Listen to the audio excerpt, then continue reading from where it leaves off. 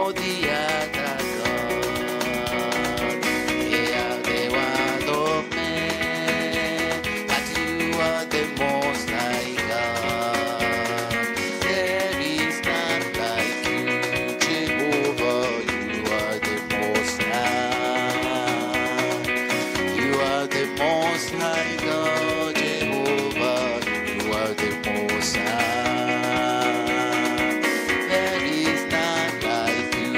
Jehovah, you are the most high. You are the most high God, Jehovah, most high.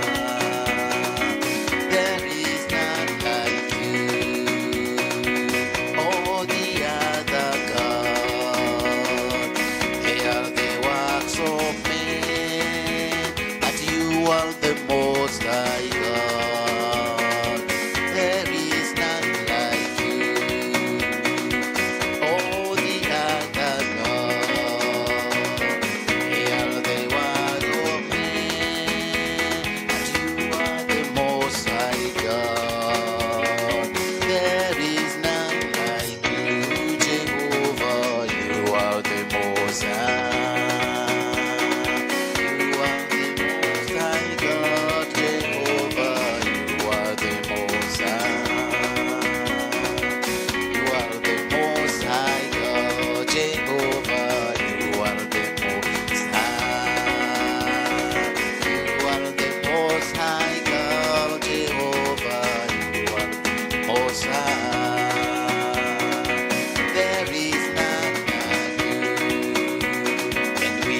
Serving the mighty God, we are serving the mighty God, we are serving the mighty God.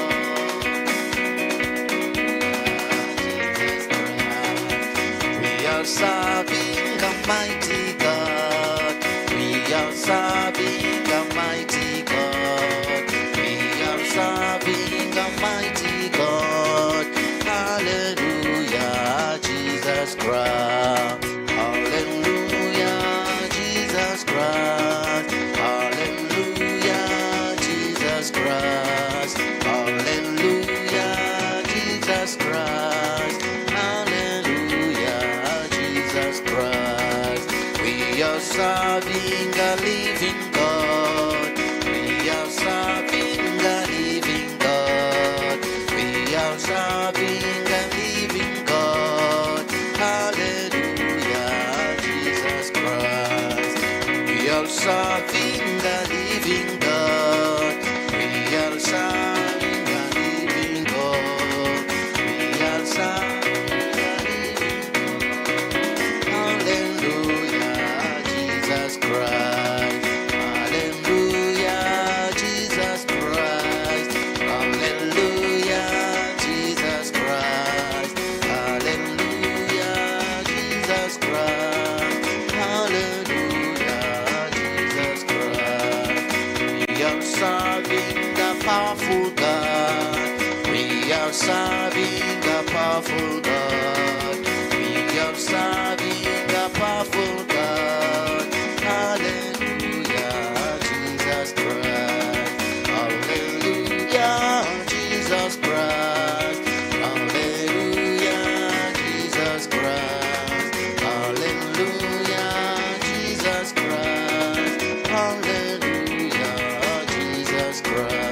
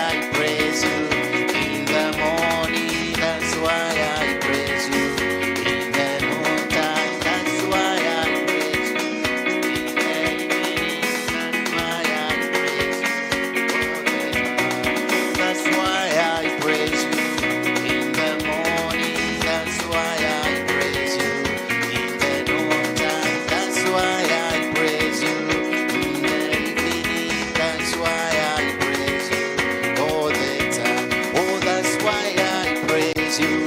In the morning, that's why I praise you. In the noontime, that's why I praise you. In the evening, that's why I praise you. All the time. Wow, so powerful, so powerful, so powerful. Wow, so powerful, so powerful. Oh Lord, wow, so powerful, so powerful, so powerful. Wow, so powerful, so powerful. Oh Lord, oh, that's why I praise you. In the morning, that's why I praise you. In the noontime, that's why I praise you. In the evening, that's why I praise you. All the time, oh, that's why I praise you. In the morning, that's why I praise you. In the noontime, that's why I praise you.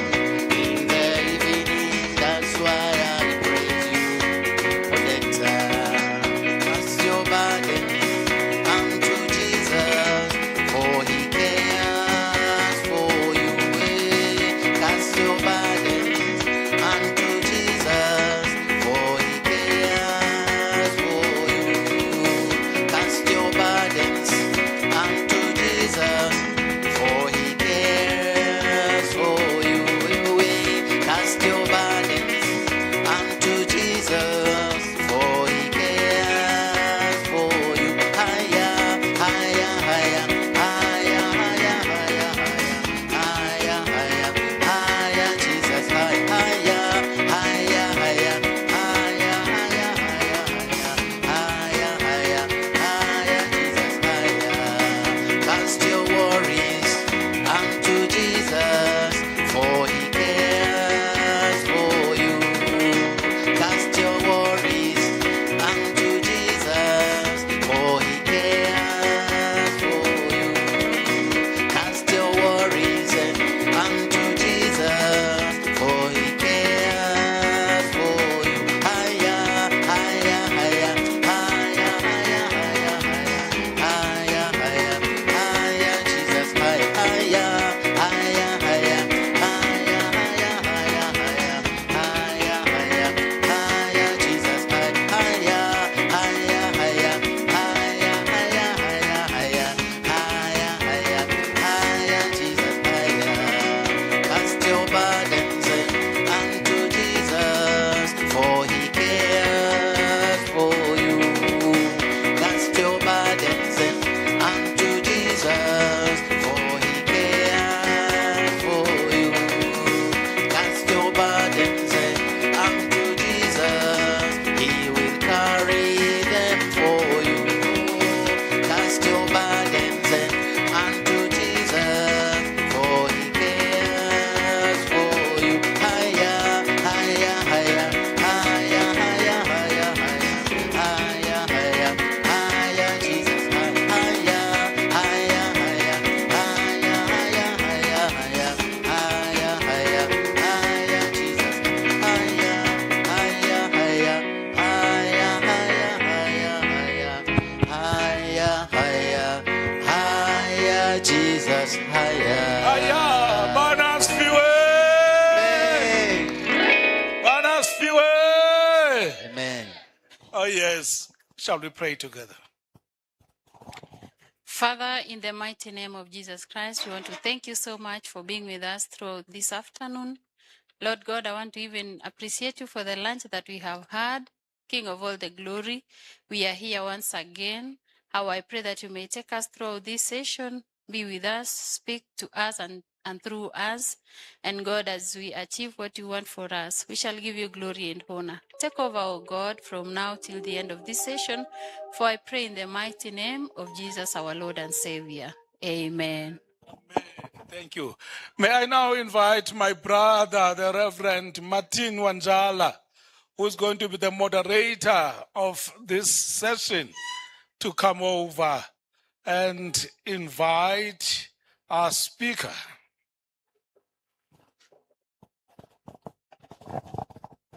I trust you. You are not going to do the after lunch thing. You keep awake. You do not want a situation where a speaker will just diminish and disappear in your eyes. So please keep your eyes open.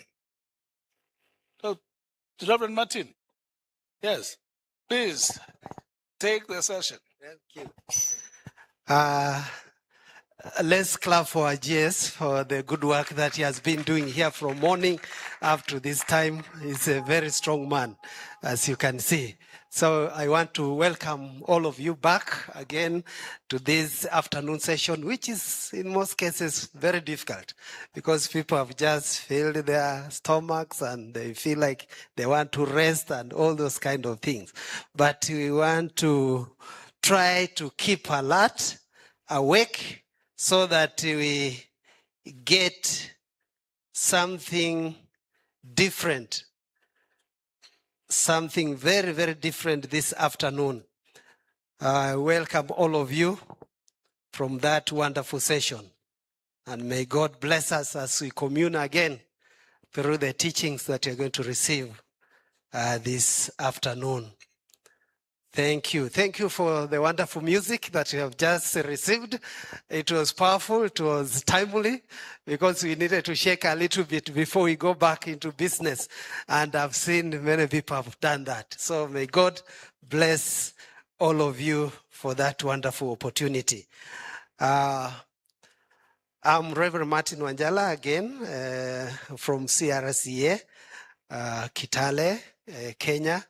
And as you heard, we have a number of other presbyteries of CRCA in Uganda, Rwanda, Burundi, and Congo. And that's why we have a number of friends from Congo, pastors from Congo, who are working with the Christian Reformed Church over there. So this afternoon, I don't have much to say, but I just want to welcome someone who is very important, someone who has been a good friend of mine. We have shared a lot of things together. Whenever we meet, we don't fail to share. And he has been very instrumental in guiding and assisting me to see that things move on well, even in our own church. So I thank him so much. And I take this opportunity to say that Reverend Dr. Hans Lessing is the Executive Director for Communion and Theology in the Global Secretariat of the World Communion of Reformed Churches. He's an ordained minister of the Evangelical Church of Westphalia, a united church with Reformed and Lutheran roots. After his theological studies in Germany, he received his practical theological training in an African congregation in the Namibia desert in Namibia. Afterwards, he was appointed as a lecturer of systematic theology at a theological college in Namibia. He holds a PhD in missiology from Heidelberg University about the mapping of colonial space in the missionary discourse in German missiology at the end of the 19th and early 20th history. Afterwards, he was appointed as the coordinator of a study process that was sponsored by 27 churches in Namibia, South Africa, and Germany, and that revisited the church impact on the formation of colonial and apartheid societies. Hans is married and has 2 daughters. Thank you so much. So that's just a brief introduction of Dr. Hans, and I just want us to put our hands together and welcome this man of God to come and share with us this afternoon. As he shares, please be noting down some questions or responses that you feel like you can push on to him at the end of the session. God bless you so much. May God bless you, sir. Thank you very much for the introduction. I just said I'm very much old school. I distribute paper to you. But I mean, this is a document which is not a once-off, and digital documents often get lost. So this is something that one can actually hold, and its lifetime is designed for the next 7 years in the life and work of the WCRC. If you page through it and you see the bottom line, then you see this is the WCRC's invitation to persevere in witness. And I'm now telling you the story why the strategy of the WCRC does not have the name strategy.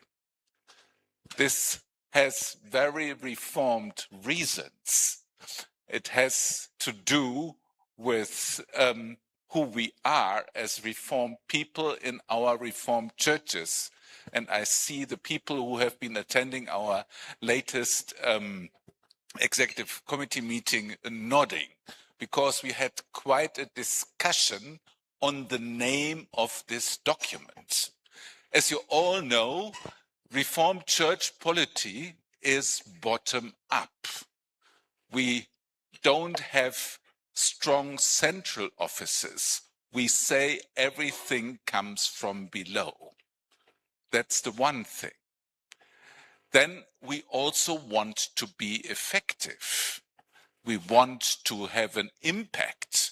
We are mission driven, so which requires planning and a very clear understanding of what one's mission is in this world. Planning, on the other hand, as many people have been saying in the strategic planning process, is an instrument of the empire to make people accountable, to make people do what we want them to do. It is an exercise and an instrument of power that organizes people according to power structures. So how can reformed people actually engaged in planning in a reformed way without falling into the trap of, let's say, managerialism, where we say, okay, we are good reformed on Sundays, but in the course of the week, we are good sound managers and apply the kind of the science of the trade of how to get things done. So the result of this conversation was we don't call it a strategy. And people were very reformed in saying, who are you as WCRC to make a strategy for us? Are you going to rule us now? Are you going to tell us what to do? Are we not any churches anymore that do and organize their own business? So this was quite a passionate conversation. And the drafters of the plan actually heard it with a very good appreciation, because this was actually something, the whole strategic planning process was in the air. Without, how can we do planning without exercising power on other people?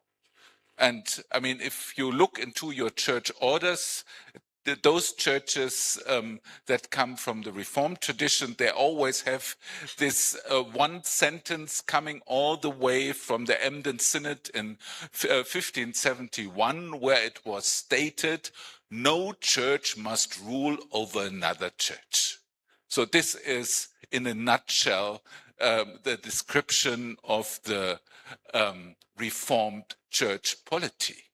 So if one cannot rule, if one must not rule, how can one plan together? And there was a lot of reflection on the role of the World Communion in the Reformed world.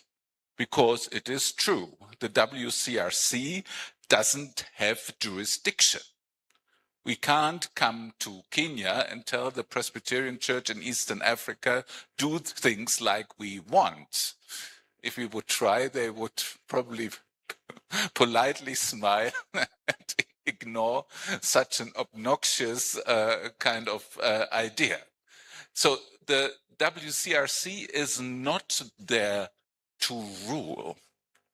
The WCRC is there to serve. And it is this servant understanding which has been again and again referred to in the process that led to this strategy.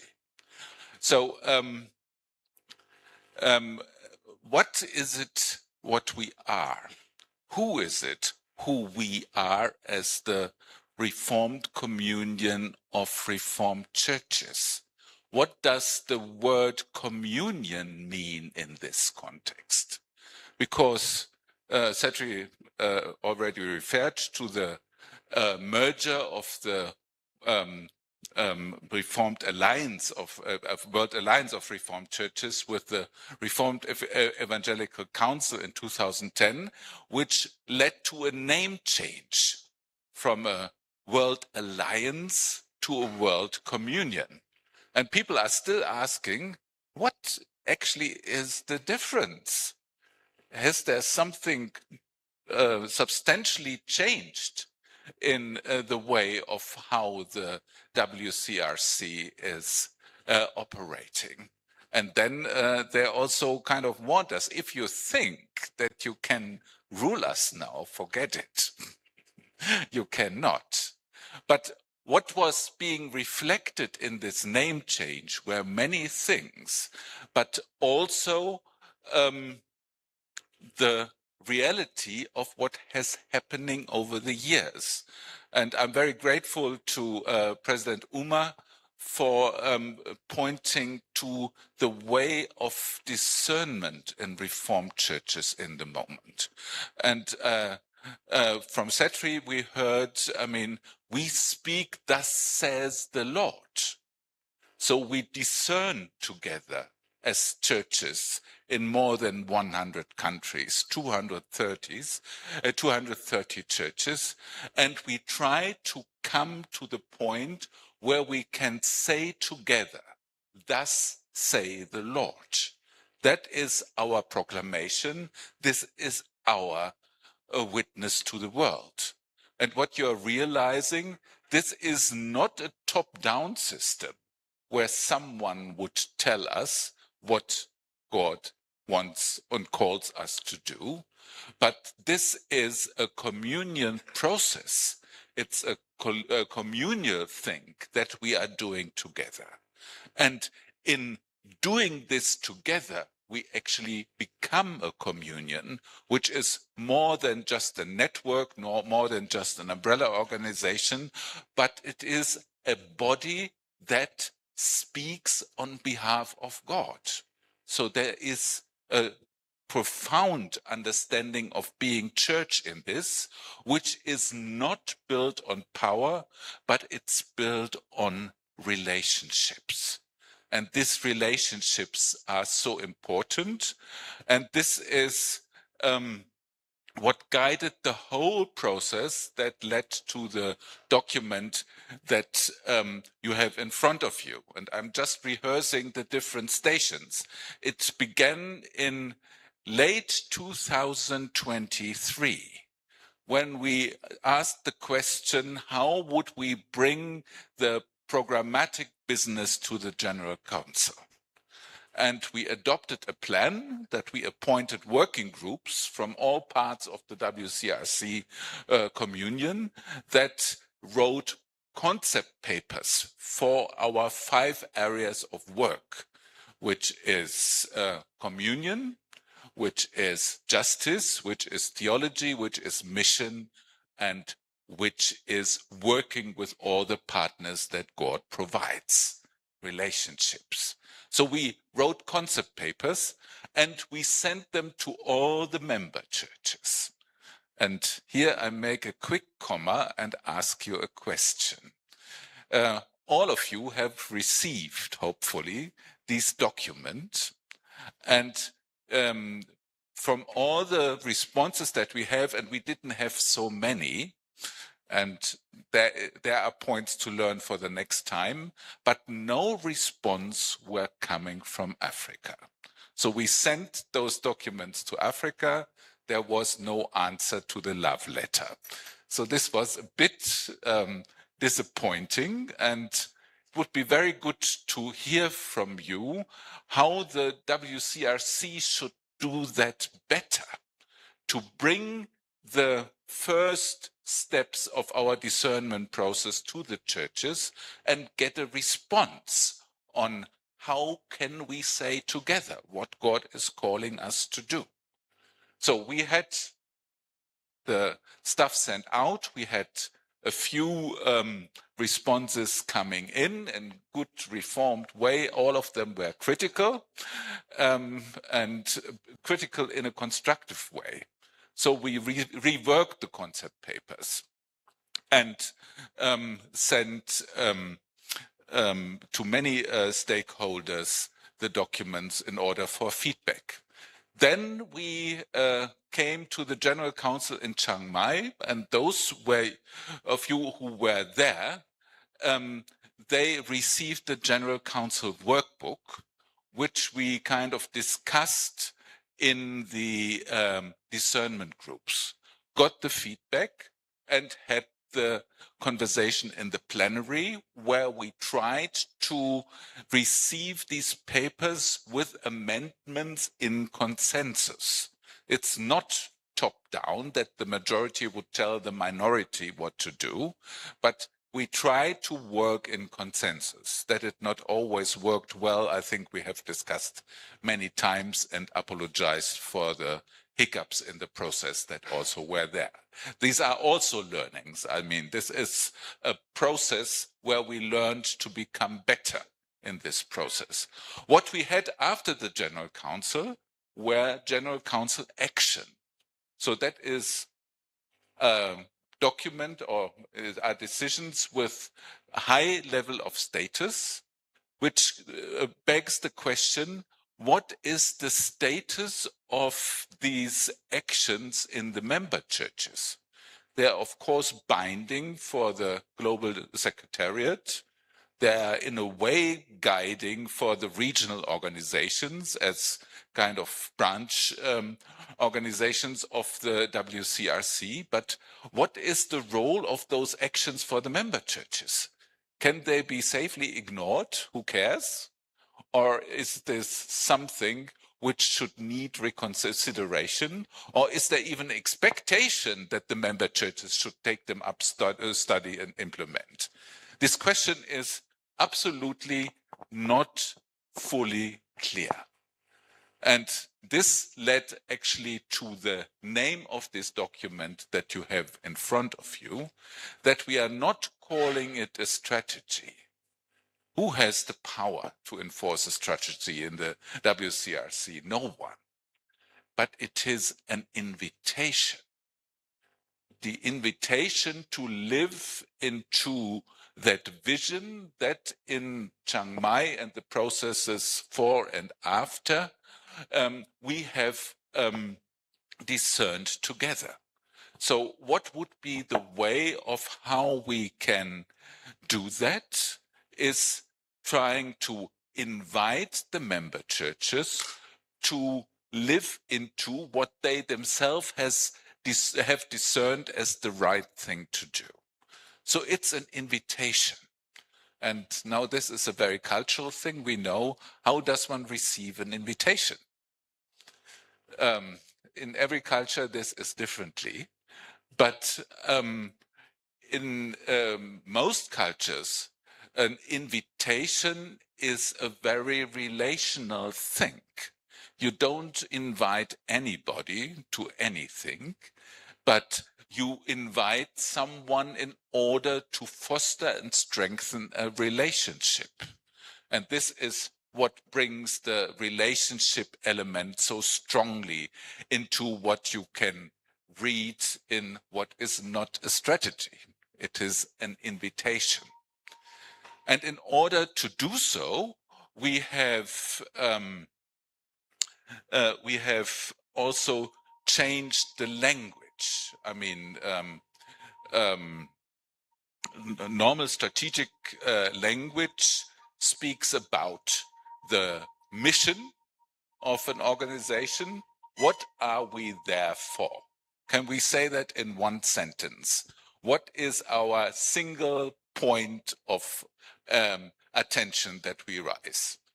And we all know, as the WCRC, we are not the only reformed organization around. So what is our mission? Why are we needed? So that is one thing. We have translated this in a question, or in a way in a question. Who are we? So, I mean, this is not a decision which we could say in one word, that's what the WCRC is, and you have to believe it. But it is a question which has been expressed in the 4 verbs: action orientated, relationship orientated, that the WCRC is using to describe itself. The one is discerning. We have spoken about it. Globally, different bodies, we are sitting together with seriousness. We study scripture, we read the signs of the time, and we asked, what is God calling us to do here? So this is the discerning. The confessing part is meaning to take a stand. So once you have discerned what God calls us to do, we are bound to take this on in the way of how we live and we are being church. And a confession is not necessarily a document, but it's a moment where I stand where others go when it gets difficult. And Setri spoke about costly discipleship. I mean, to have a confession means I'm bound. I will not give in because it's the easy way to do. And the third verb is witnessing, to make that what we believe visible in the way of how we are in being church, but also in order to take, and Setri made it also quite clear in the morning, God is not only inside the church, God is out there and calls for our witness, not only in the church, but very much also in the world out there. So the witness is an important part.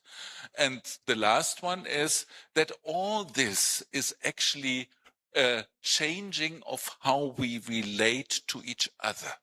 So it leads us into the ever reforming that we as reformed Christians are holding so close to our hearts. So we reflect upon how all these other processes have changed the way of how we are church. And this is not a full stop, we have it, but it's a colon. It starts the next process of reflection to discern again and so on. So we are not reformed in the sense that in the 16th century Calvin did something, but we are reformed because we are continuously reforming according to God's word. So, I mean, this is the relational part that we are in, and that describes why we dare to speak, though says the Lord. I mean, this is not something to be said easily.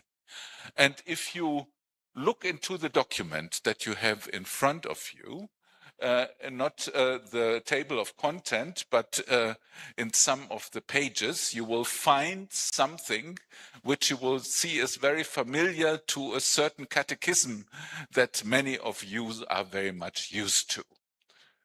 You have these columns, and in the columns, you have scripture quotes.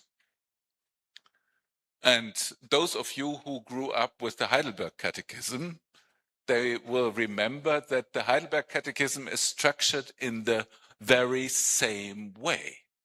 And this is a very special way, because if you look into the original edition of the Heidelberg Catechism, the scripture quote are not pointed to a particular sentence. They are connected to a whole paragraph. So they are not proof texts. They say that's the only way of how you can act when you discern, but they open an horizon of discernment, a discernment of God being allowed to speak to us when we take our decisions on where to go and to develop our future. So this is therefore not a proof text to the churches that we would say, now you see, we have the scripture here, you must do as we have told you. So that would have been a kind of the way of introduce power into the communion. But it's again an instrument of discernment. If you take this on, and we will print it even more nicely, and there will be also an edition which is more user-friendly than the one that you are having in front of you. But when you bring this to your churches, to your congregations, then you can actually sit down and prepare Bible studies to kind of take a section, take the scripture, and say, what does that say to us? And I mean, this is something very spiritual, what we are doing in discerning, because we bring together the world, the word, and ourselves into conversations with the idea that we will be reformed and transformed, as we have said at the General Council in Leipzig. So that is the general idea of how this has been produced and the kind of authority that it has.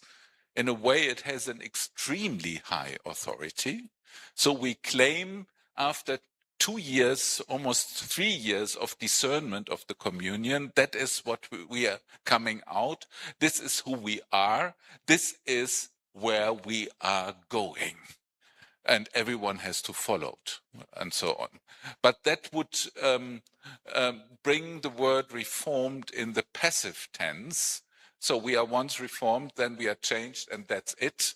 And it would ignore the way that we are always reforming according to God's word. So I think this is very much important, that the document on the one hand has a very high level of authority, but it doesn't impose. It invites the people to live out what has been discerned and to continue with the discernment while doing this. This is important. And the question is, what would be the instrument of this kind of common discerning, common confessing, common witnessing, common being reformed? How to do that? And the idea and the strong recommendation, the invitation of this document is, let's try. Let's become a communion that does all this continuously. And to understand the relations of the communion in this way, that we are always connected with each other, to ask the question, what is God calling us to do? This question, of course, needs to ask on very different levels. I mean, in a city, it's different than in a country, and it's different in the whole communion, in the whole globe for global issues. And but I mean, they all fit together, and they all require the discernment of all. because, I mean, as we have learned in the papers this morning, the wheat harvest in Ukraine impacts the price of bread in Kenya. So I think this is very local on the one thing. So the people can't afford their bread anymore. But at the same time, it's very global. And therefore, the WCRC is blessed to have this different levels of reflection and experience and context in its midst. So, and this allows us to bring these different perspectives into this process of discernment. So this is what we think we should try. I mean, in a way, we have always done it, but not so much intentional. So let's do it intentional. That is the invitation here. And for this, there is a very concrete suggestion which you may consider. Of course, this is not anyone rules over anyone, but wouldn't it be good if each of the member churches would have what we call hubs? And we said we need a justice hub in order to reflect upon the things that are problematic in our country or in our perspective in the world. And I think Setri already pointed to this.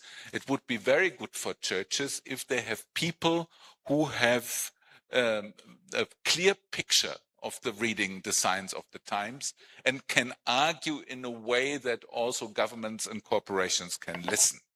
So I think this is very much important. In Kenya here and in South Africa, the WCRC with a great program does this kind of training to have people. So wouldn't it be wonderful if each church had a justice hub? Wouldn't it be wonderful if church had a theology hub, that we can reflect on those questions that we have been discussing in the last 2 years in this process of discernment, if we could reflect that together? So that would be good. Wouldn't it be wonderful if we had a mission hub where we would reflect of how to have an impact with our witness in this world? And wouldn't it, this is not in the hubs, but I mean, it's on a different level. Wouldn't it be wonderful if we would work closely together in terms of communication? So if there is something in Kenya which is significant, that one can see it on the website of the WCRC. That if there is something significant in the WCRC, that you see it on the website in Kenya.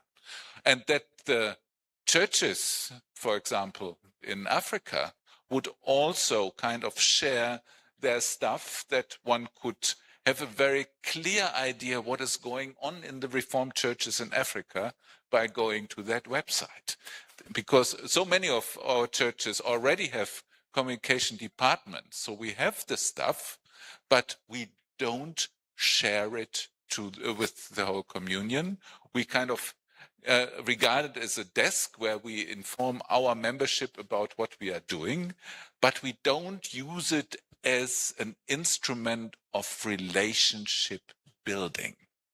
So I think that would be the 4 dimension that you might consider. You will find in the strategy, which is not a strategy, but an invitation, also description of the programmatic areas of what we want to do in the next 7 years. And even there, if you look, you always find, perhaps we can look together onto, for example, page 14. 1-4. which describes what in strategic language would be a strategic priority area. We call it a covenantal action. So we have 4 verbs and 5 actions. And they are not kind of priorities and saying everything else we are not considering. But we are saying certain things we feel bound to do in our covenantal understanding of the church. And you see the biblical scripture quotes on the right-hand side. Then you see a description and the values that come with it. Since we are talking about relationships, we need to have an understanding of what kind of character these relationships should have, because relationships can also become toxic, power-laden, abusive, and so on. So, I mean, this is very important that when we engage, that we are very much convinced of our own values. And then we have different covenantal streams and objectives. And then when you page 15, you will see key objectives, what we invite the whole communion to do in terms of theology in that context. And after that, we have a sample activity. There are many more ideas. There is also a very much longer version of the strategic plan, which lists all these activities, but this is one to give you a picture. And then you find this paragraph, suggestions for activities of regions and member churches. This is where I invite you to have a look. Page through the document. If you don't want to read all the 50 pages or how many it is, that's okay. You can start at any given point to get the point and look at these suggested activities and think, wow, this is something we could try. Or if it inspires you to do something else, then do something else and tell the whole communion why you think this is a bright idea. So this is how we as communion would be growing together. That it's not only the General Secretariat in Hanover that implements programs and the churches are in a way customers, but that we all try our own programs and share with each other where we are, what our experiences are, what our expectations are, and what it is, what we could probably do together. So that not only one church in Kenya does a certain thing, but perhaps all WCRC churches in Kenya do another thing, or the international churches that we are having among us that become more intentional to bring out this international element in doing things together, bringing different contexts of different nations together. Or saying, okay, we see that the people in Latin America have very same issues as you have in Africa, exploitation and so on. Let's work with them in order to make our own witness stronger. So there are lots of very practical suggestions in this document, which we invite you, with all the theological sense that we have given the word of invitation, to kind of have a look at, study it, and get a sense of the language that is suggested. We try to use the language of our Reformed tradition. We try to not use the language of managerial training. And this is an attempt to express ourselves in the language that we have developed ourselves over the centuries. So if you have an idea of how to say things better, again, you are very welcome to share, so that we are becoming, another verb, a sharing communion in living out the invitation that is coming from the conversations at the Chiang Mai General Council. Thank you very much.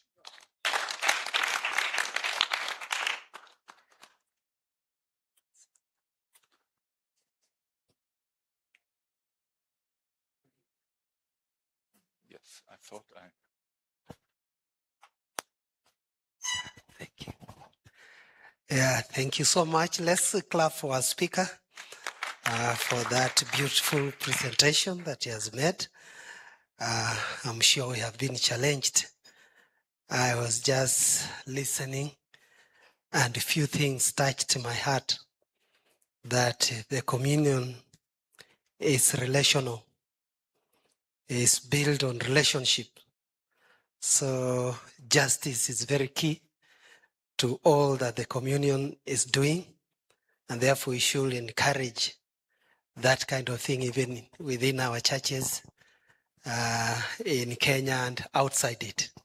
Let's build that relationship so that we can work together for the good of the body of Christ. May God bless us so much at this time as we welcome questions. It will be wonderful clarifications if you want. I think he's here. You have heard from him. So you can get clarification, you can get questions, and then that will be great. So you are welcome. Let me see with the show of hands. We have one person showing up. Okay, let's begin with that one. That Sister Dorcas. Good afternoon, everybody. My question, I don't know if it's a question or if it's an elaboration. I have not caught very well this issue of the reformed language. Which is this language? That one. I have not understood well the reformed language. Okay, that's very good. I think it's noted down. They will respond to it. Let's get a brother behind there. Thank you very much, Dr. Haynes. You've talked about decolonizing theological and liturgical resources. What are some of the practical ways to decolonize our theological thinking? What are some of those practical ways of decolonizing theological thinking? Especially where you read the scriptures, you talk about the servants, the slaves of Belial.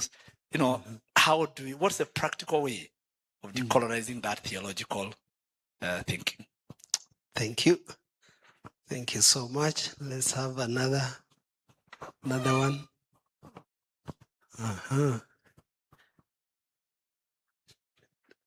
It looks like this time around everyone got everything 100%. Okay, Brother Mega, welcome. Yeah, thank you. Thank you for the presentation. Yeah, I don't know if I understood very well. You say at the beginning, members hesitated to join, saying that you don't need any person to rule us. Yeah, is an hesitation or what it was? Thank you. Think it's noted down. Thank you so much. Let's come here.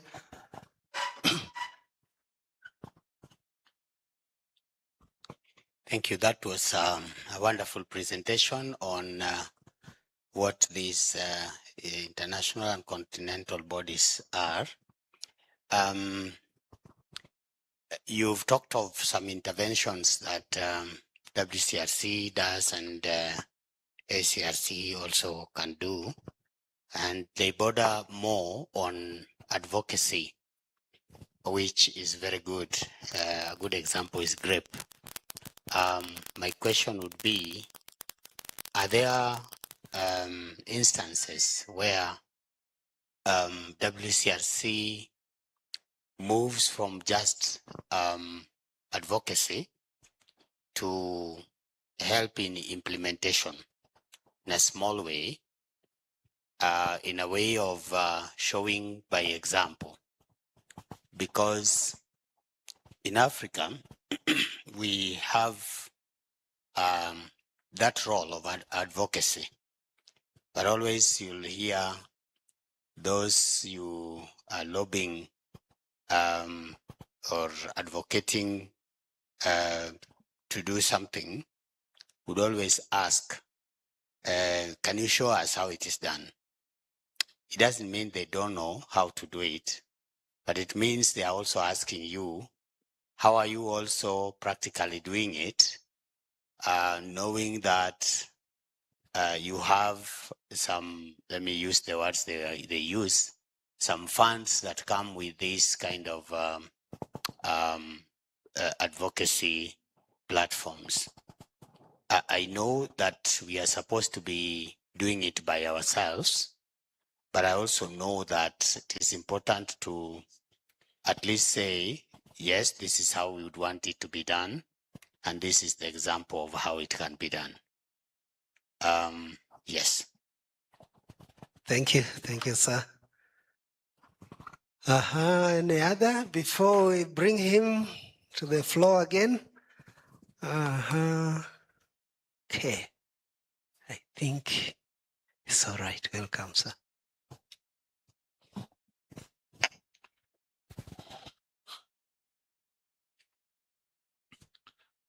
Right. Excuse me.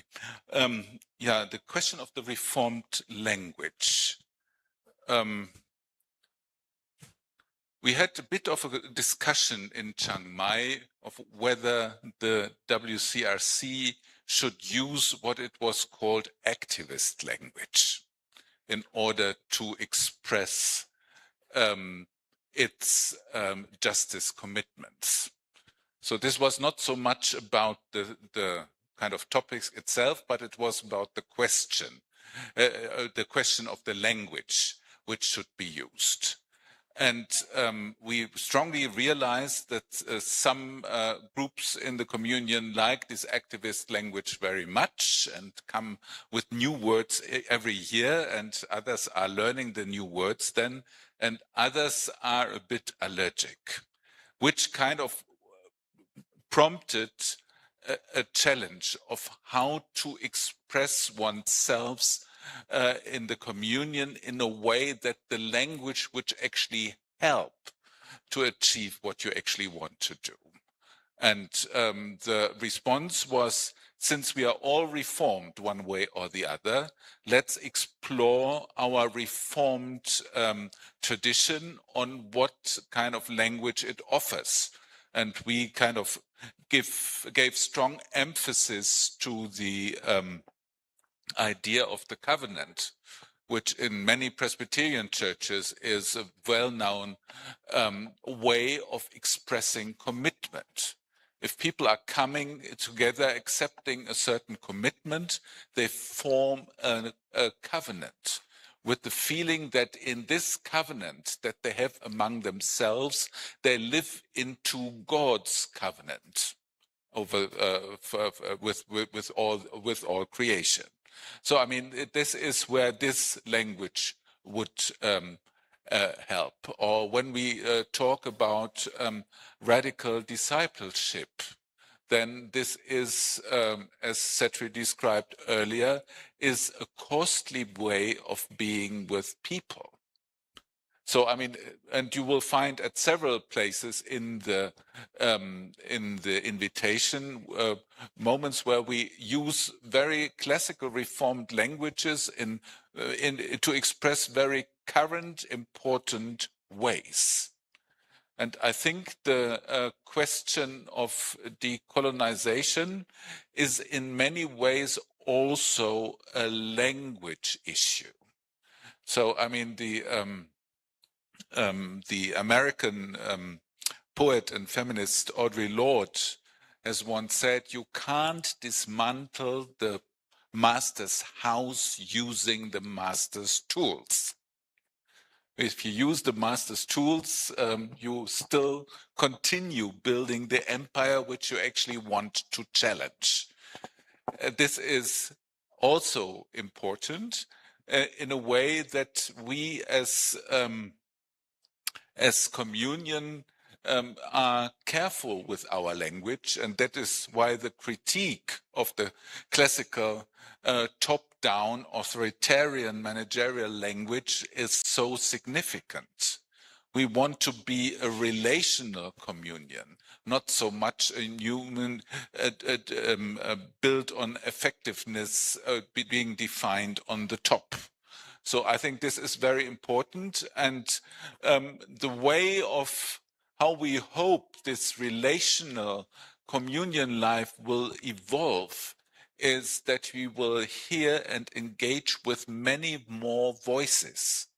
I mean, what has been said in the morning, I mean, the voice of Africa to be heard everywhere in the communion, and not only one voice, but the many voices from the many contexts and the many strong people with their ideas, that there would be a kind of an everyday experience in the communion communication, that we don't hear only one language defined by a small group at a certain place, but that we hear the many voices of the many people.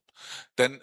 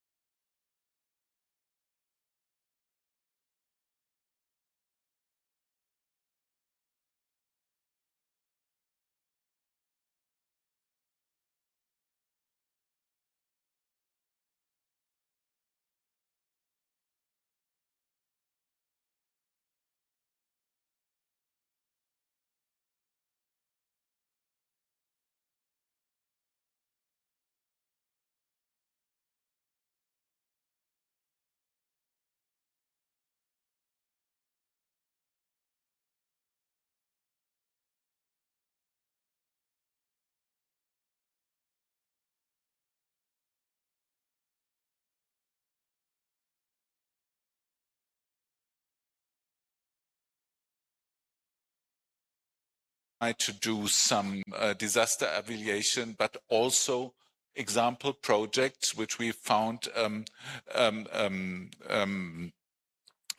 as good to support and to promote. This brings us back to the sustainability of the WCRC. And I mean, Setri in Chiang Mai made his last big kind of call to the communion to address this issue. If we would be able to kind of see our kind of communion, kind of WCRC funds as communion funds, then and we would all contribute, then we would have the means to also support individual projects. What was not feasible was getting funds from big donors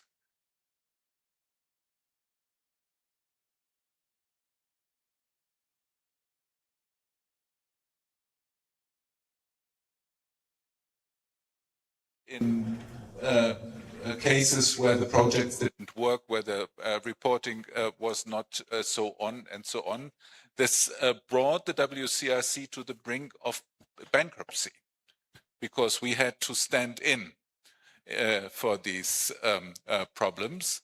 This is something which would be very, very difficult to survive as an organization if we would try this again. But again, if we kind of take this idea of a sharing communion seriously, and I mean, bringing the $10 campaign from CETRI into the equation here, if several thousand of people would offer $10 a year, we could do wonderful things. And we could start conversations like the one you have just requested. I think I've responded to all the points.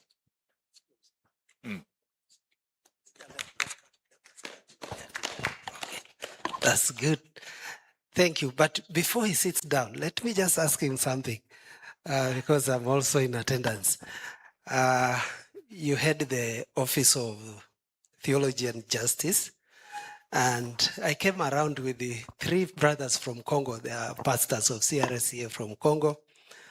I don't know what you can tell them, because sometimes when you talk of justice, and yet they have no justice where they are coming from.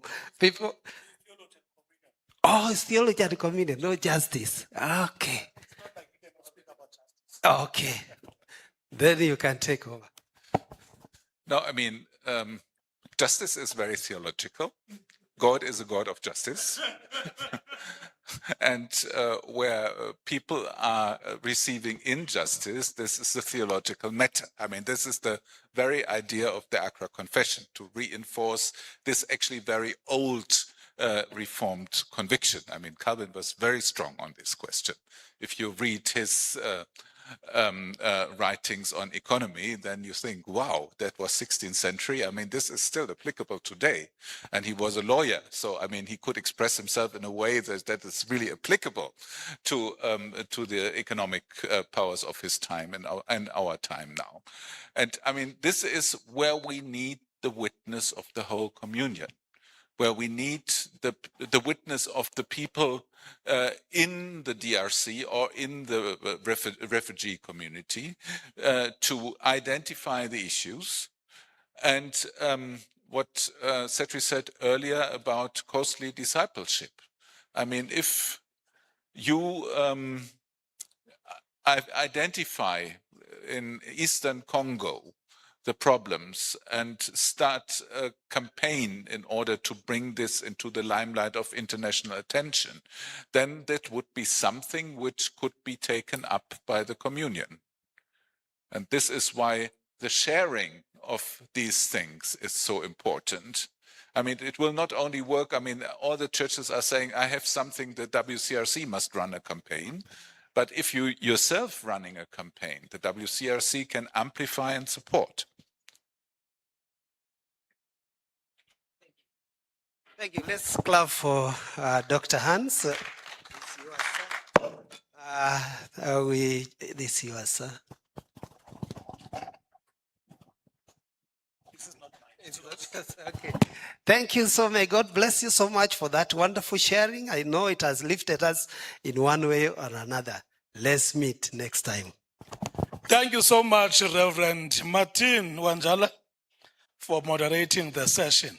I'm sorry, Professor Billy, we had to cut you because we have another session. Yes, the session that we're supposed to start with, we are going to end with.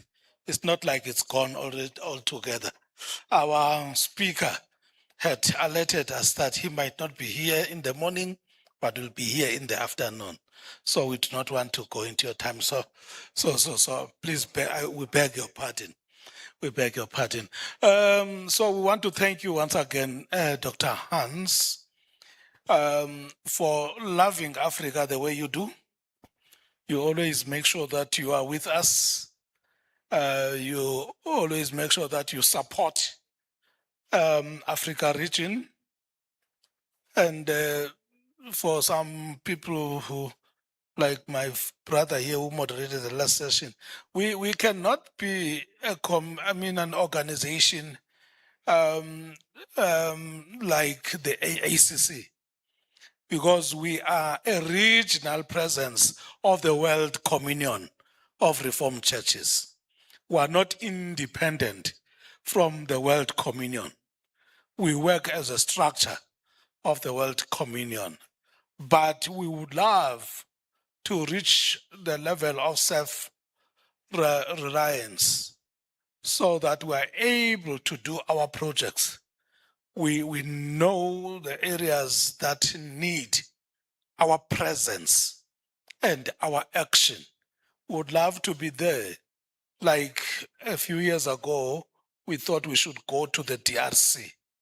So for people who might be talking about how do you really do this thing of justice, we thought we might not have everything in the pocket, but to be there in the DRC with our brothers, it would be meaningful.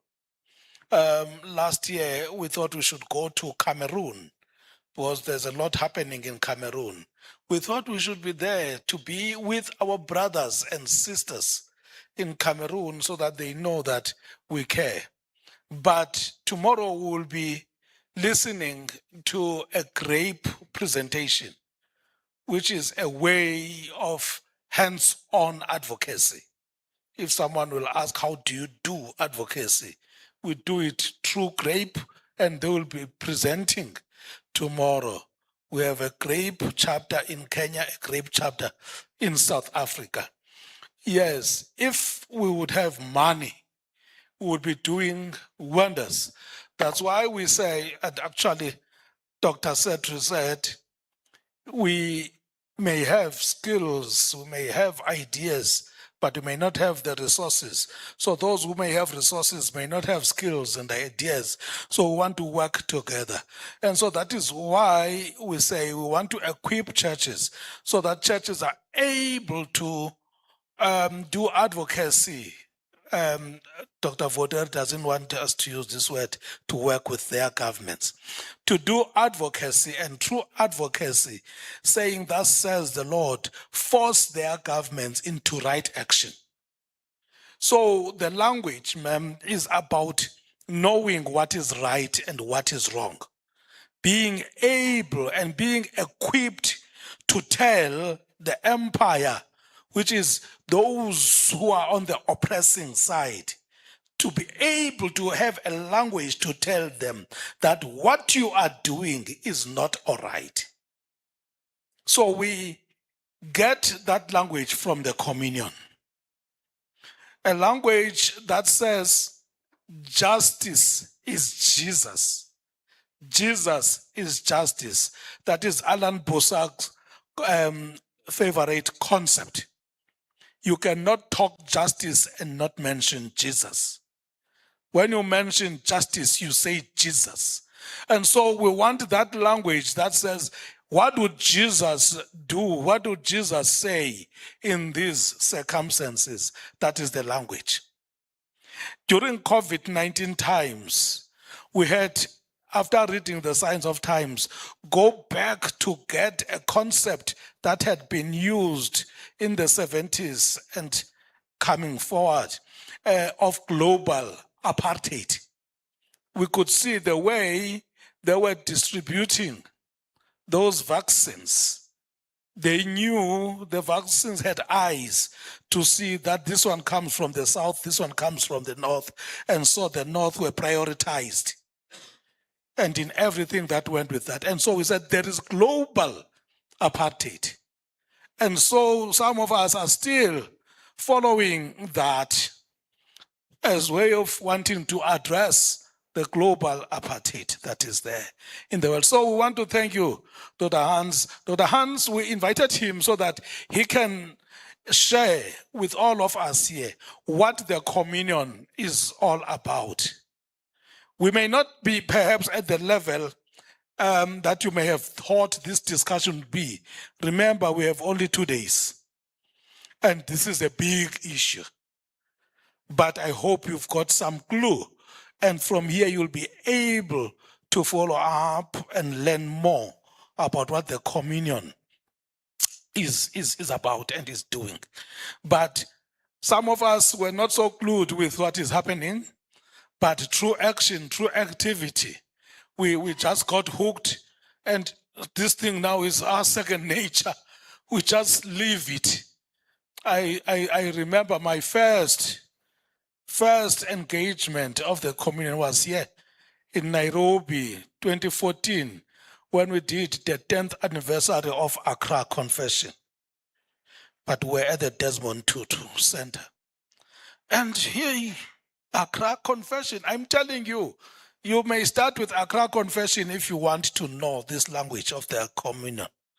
Read what that document is about. So make it available, Reverend Martin, to the members.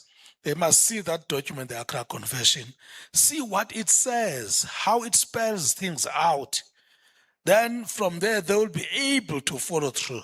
So Accra Confession, so that was my baptismal into the communion here in Nairobi, 2014. My first year as the general secretary of my church. Okay. So from then, I had to make sure that I am doing the right thing. I speak the correct language. Let us, without wasting time, move to the last session of the day. As I've indicated, it was supposed to be the first session. And the moderator of this session is none other than my sister from the Reformed Church, East Africa, Reverend Eunice. Please come over, my sister.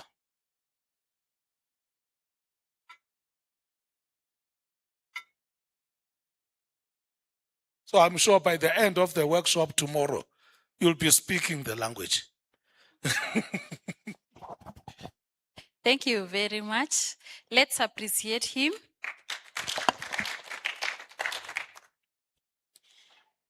I know it is an afternoon, and I am aware that every one of us is very okay here in the central government, and therefore anything can happen.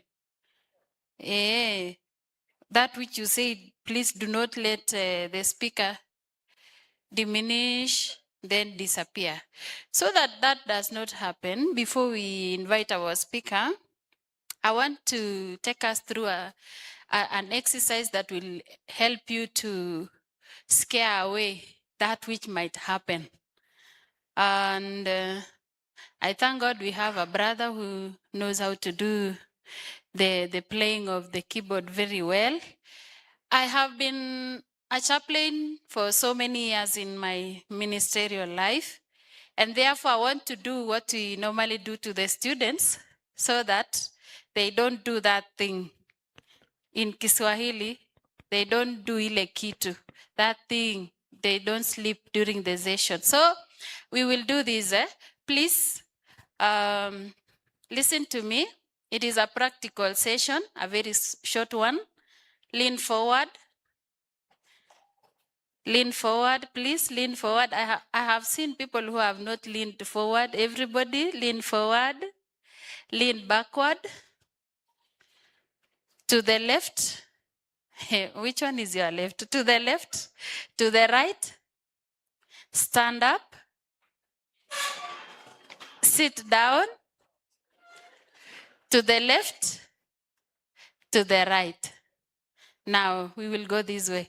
Lean forward, lean backward, to the left, to the right.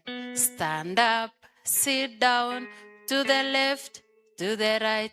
Lean forward, lean backward, to the left, to the right. Stand up, sit down, to the left, to the right. Lean forward, lean backward, to the left, to the right. Stand up, sit down, to the left, to the right. Lean forward, lean backward, to the left, to the right. Stand up, sit down, to the left, to the right. Oh, how I love Jesus. Oh, how I love Jesus. Oh, how I love Jesus. Because he first loved me. Again. Oh, how I love Jesus. Stand up. Oh, how I love Jesus. Oh, how I love Jesus. Stand up because he first loved me.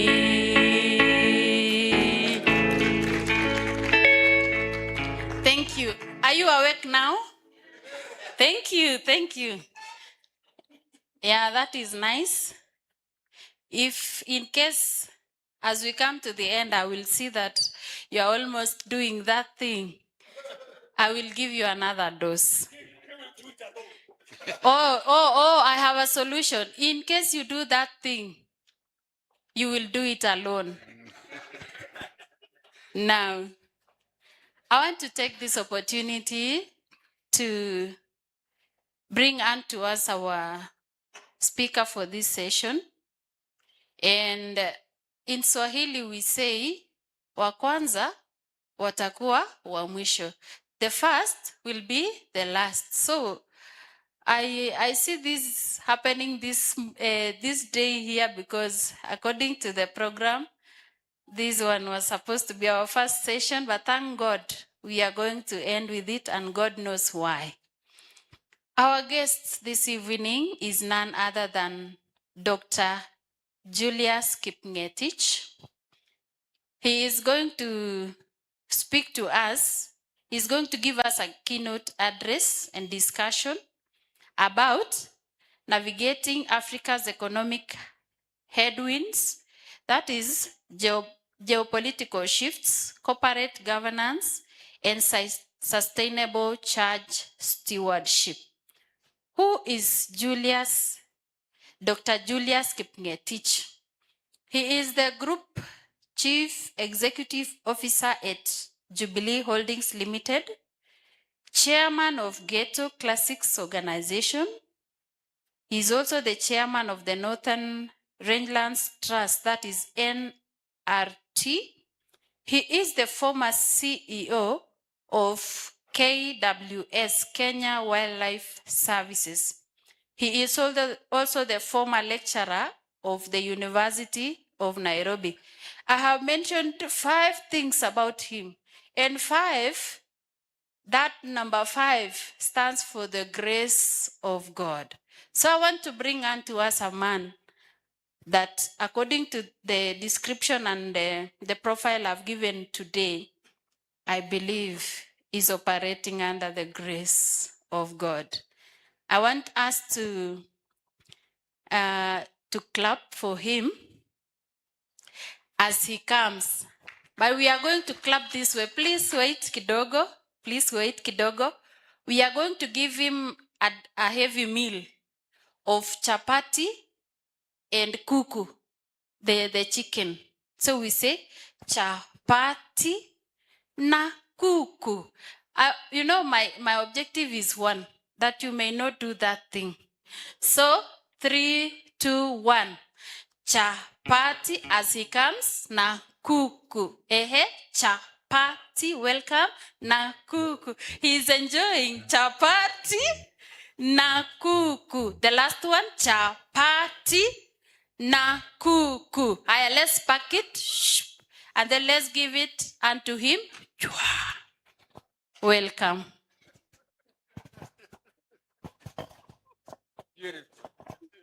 Thank you very much. It's always interesting to do some childlike things. not childish, childlike. There's a difference. Okay, it's a great pleasure for me to come and meet again the congregation of PCA.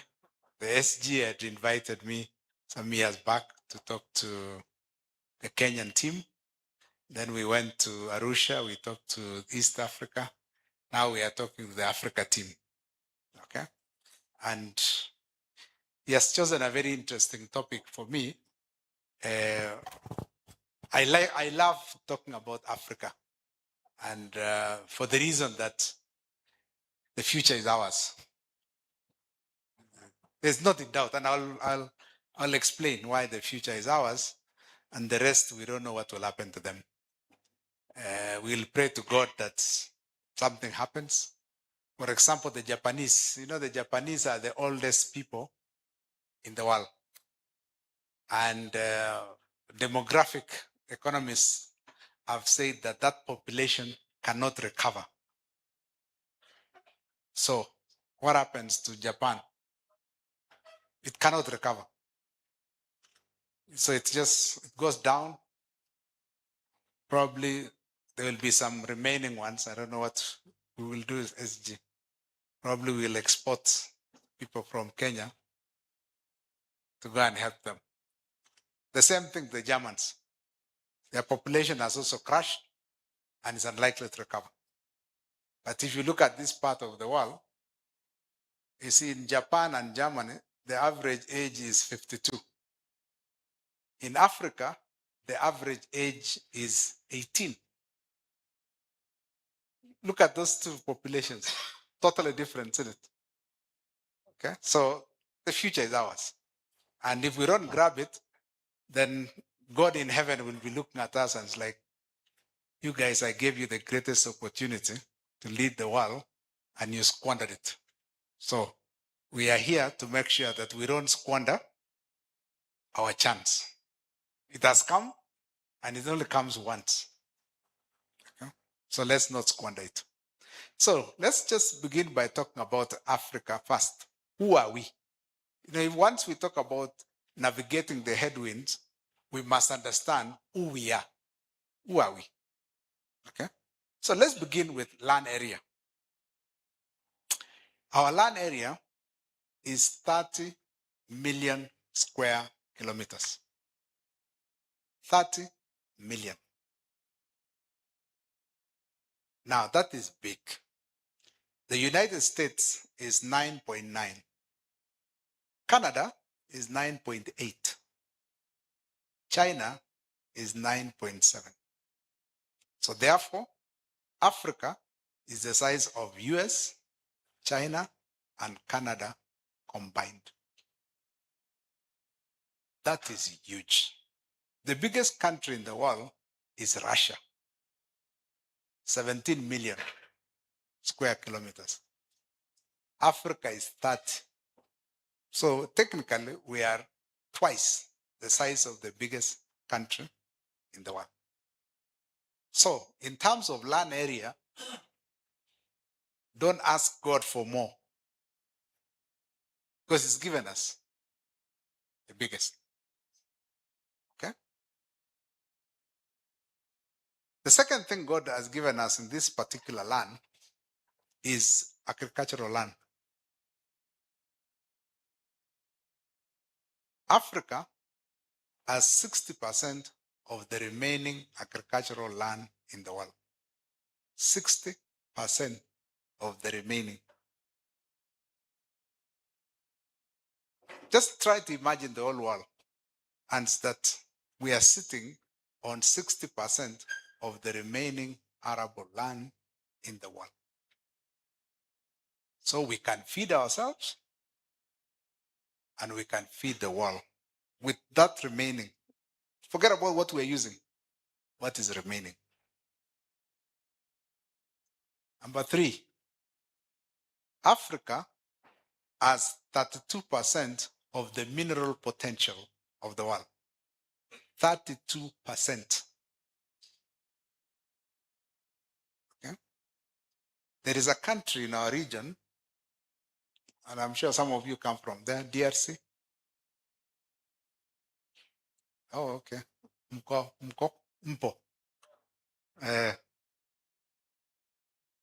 DRC is the second richest country in mineral wealth in the world after Russia. Second richest. However, in per capita terms, DRC is number 3 from the bottom. How is it that you are the second richest in stock of minerals, but in income per person, you are number 3 from the bottom? Reverend talk about Iko Kitu. It means there's something wrong somewhere, isn't it?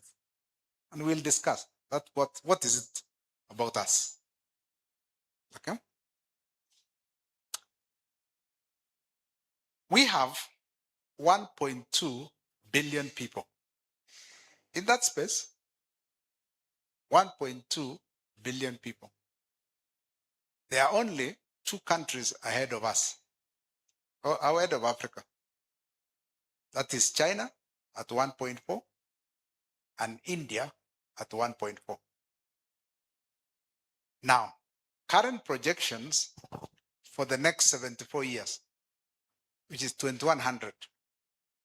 In 2100, Africa will have 2.5 billion people by 2100.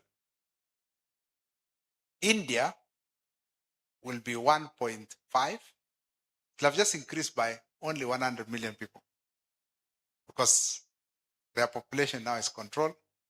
But China, its population will crash by half. They will have 700 million people by 2100, which is the next 74. What does that mean, therefore?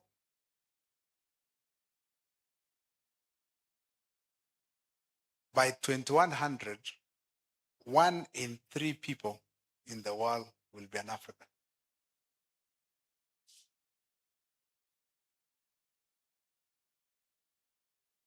So, if you look at Africa, I can give you a little more statistics just to reinforce that. So, Africa's future is young people. The average age is 18. A lot of potential, more numbers of people, but the world we are in today, the headwind, the winds are favoring us. So let me give you the tailwinds, because the topic today was headwinds. The tailwinds are what is pushing you. Okay? Just natural pushing you. The first one is technology. That's what's pushing us in front. So it is the first time in human history, very first time, that we have a young population, us in Africa, but we have technology that allows that young person, even in the most remote place in Africa, to have exactly the same information like a young person in New York. Exactly the same.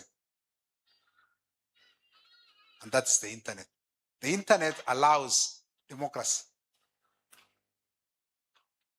They say the world is flat, this level for everybody in terms of information. So therefore, a child here can be enabled to be equally informed and think in a particular way with a child in London, in Seoul, in Tokyo. It's exactly the same. Incredible headwinds. Okay. Now, because of also climate change, there is some headwinds. Okay. If you look at our energy potential, because our problem to drive development, we need a lot of energy. Africa has incredible energy potential from River Congo, the Sahara, solar power, and wind. Renewable energy is our forte. Even along the Rift Valley here, we have a lot of huge geothermal potential. The home of renewable energy is Africa. And that's God given. We have not done anything. I'll be talking later on about carbon credits. The biggest earner for income, for foreign exchange for Congo will not be minerals. You will sell your minerals, but the forest itself will get what we call carbon credits. And I will explain what carbon credits is. So there are so many tailwinds, things which are just pushing us naturally. Young, energetic people, and technology is here with us, and the mineral potential. Others are beginning to exhaust their mineral potential as we are just at the very start. So therefore, when you go to church this Sunday, don't ask God for more. Don't. Because God will be like, so what do you want? For those of you who are Kenyans, it's even worse. Because in Kenya, God has given you all the climates of the world in one country. There are only two, us and Ecuador in South America. If you want snow, it's here.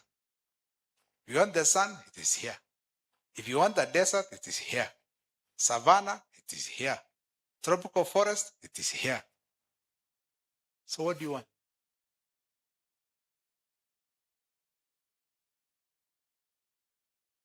God has blessed this continent in incredible ways, including very well-mannered people. Africans never colonized anybody. Nothing. And we never made others slaves. We are decent people. So guys, so what's your problem? God has done his work. The problem of Africa are man-made.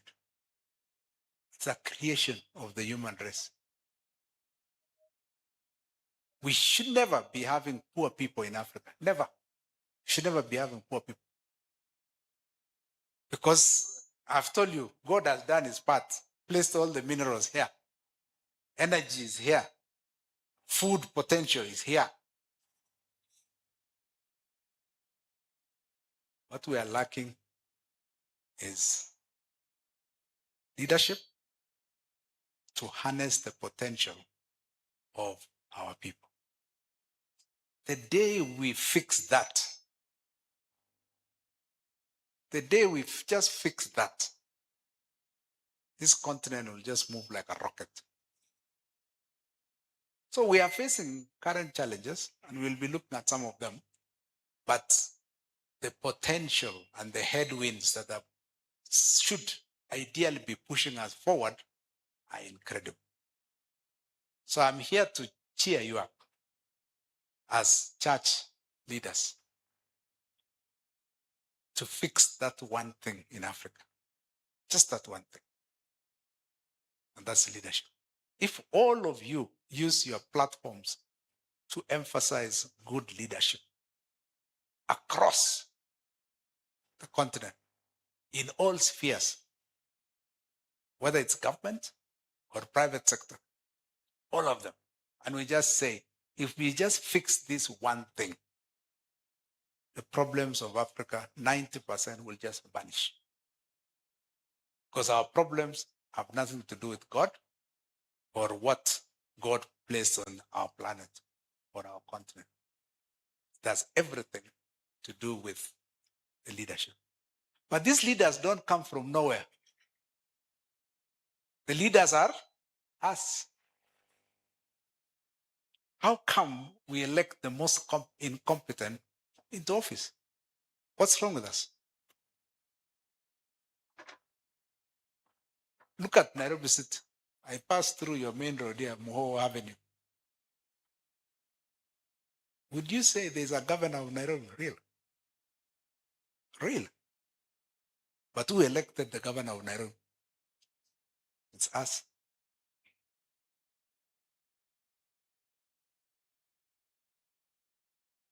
So as we discuss problems of affecting Africa, we also need to look inward and say, we in Africa, what have we done to fix our problems?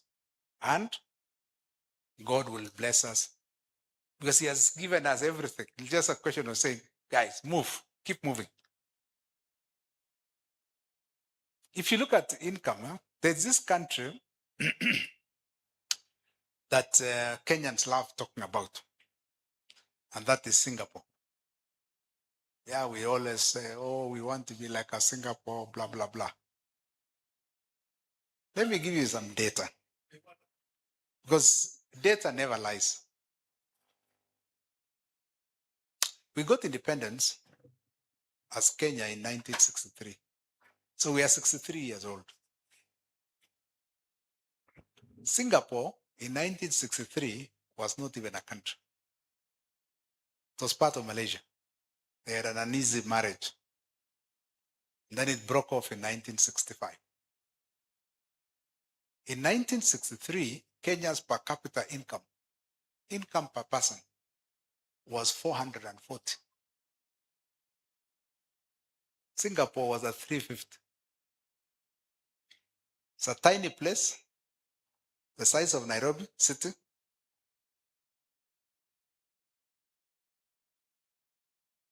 They've got a leader called Lee Kuan Yew who sacrificed for the people. Fast forward to 2026, 63 years later, what has happened? Kenya's per capita income is $2,400. In 63 years, we have just multiplied our per capita income 5 times. That's 5. We have 582,000 square kilometers. Beautiful. If God, that country, so I told you God has given 2 countries in the world everything, Kenya and Ecuador. Now, this country we admire, Singapore, their per capita income is $94,000 per person. So, in 63 years, they have multiplied their per capita income 38 times. So what happened to us? We only did 5 times, then they multiplied 38 times. So why are we fighting for independence? Independence for what? The only difference is leadership. People who work for the people. If we in Kenya had people who work for the people, we would be incredibly rich. There is no difference in our per capita income with countries which had had a coup or an Idi Amin like Uganda or serious problems like DRC. There's no difference, just same. So those who tried to govern and those who didn't try, we are all at the same level. Museveni calls all of us pygmies. We are all pygmies. You know, one is slightly taller and then say, oh, I am better than you. Look at the Singapore we're admiring. All our leaders in Nairobi, all of them. We have 85 members of the county assembly. In other countries, they are called councillors. We have 85 in Nairobi. All 85 have been to Singapore. All. When they arrive at the airport here, their knowledge evaporates. It disappears. They come back to factory settings in Nairobi and it's like nothing happened. So I want you to, as leaders of the church, because then you occupy a certain special position that you can put your moral authority on this continent and say, enough is enough. We can't explain to God how we have serious income inequality in Africa. Okay, those of you from South Africa, how many are you? You're here. South Africa today occupies a terrible position, which is the country with the highest income inequality in the world. It used to be Brazil. We have replaced Brazil. Those of you from South Africa. But Kenya is number 5. Number 5, yes. We have serious income inequality. If you look at the city of Nairobi, 55% of the people in Nairobi live in slums. You don't see them because they are crammed in small spaces. 55%. That's an income inequality. How do you forgive yourself? Even when you go on the pulpit on Sunday and say, I'm presiding over a city that has that huge income inequality. You cannot forgive yourself and say, what happened?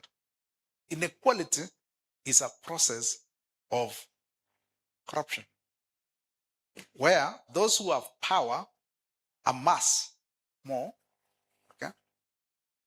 And the policy things, there are policy interventions to correct income inequality, which is tax.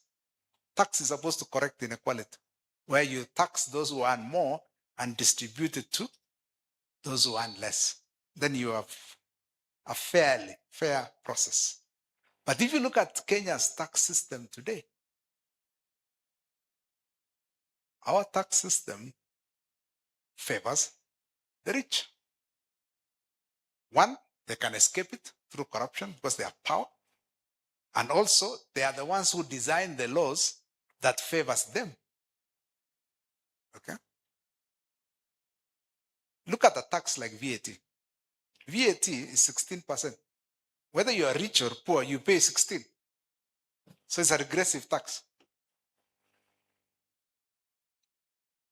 Ideally, Kenya should be a welfare state by the level of tax we have. So therefore, we are a continent which is incredibly blessed. Incredibly blessed. And most of you have traveled all over the world. If you have not traveled in Africa, please do. When you see Africa, its vastness and what it has, we just need to fix that one single thing. Leaders who are honest, and we are off. By 2100, I believe we will be having the highest number of people in the world, but we don't want poor people. We want rich people. And those rich people should be able to tell the world, we are decent, we are rich, be like us.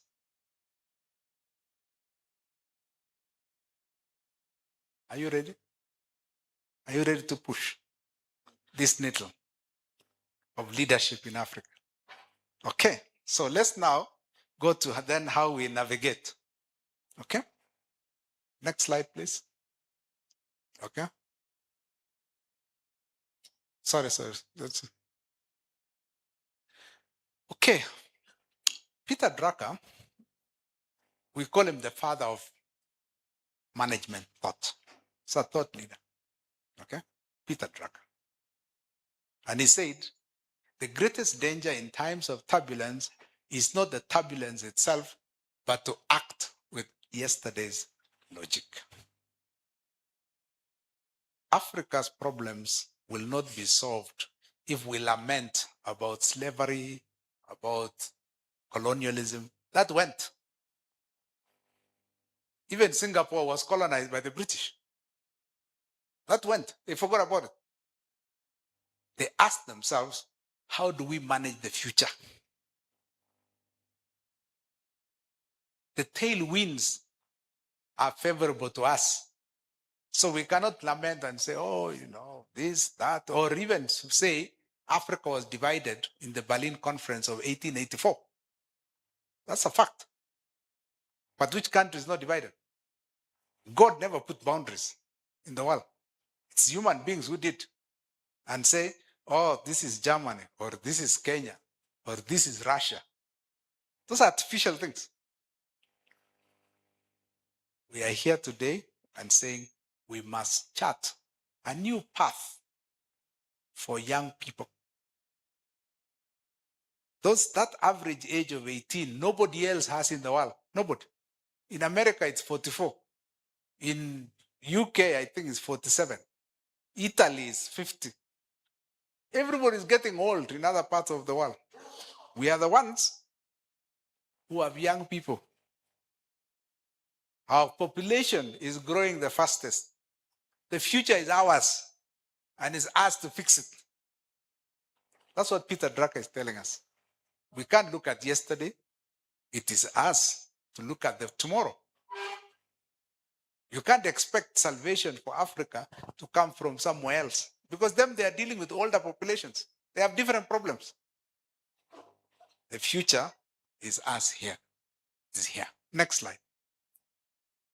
Okay, so let's look at some recent global developments as we grow, as we figure out how to develop our continent. Okay? The Middle East is a troublesome country called Israel. And we have to figure out how to deal with this country.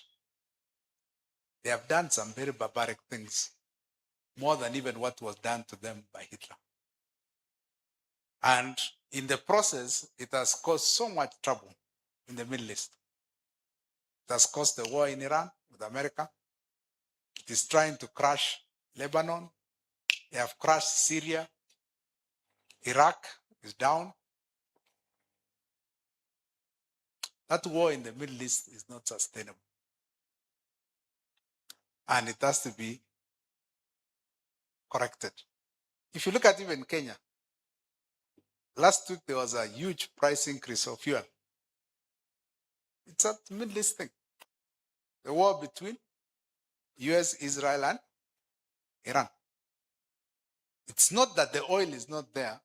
It is just that people are greedy and some want to sell arms. That's their strategy. In the process, you have a huge inflationary spike in the world. What's inflation? A general price increase.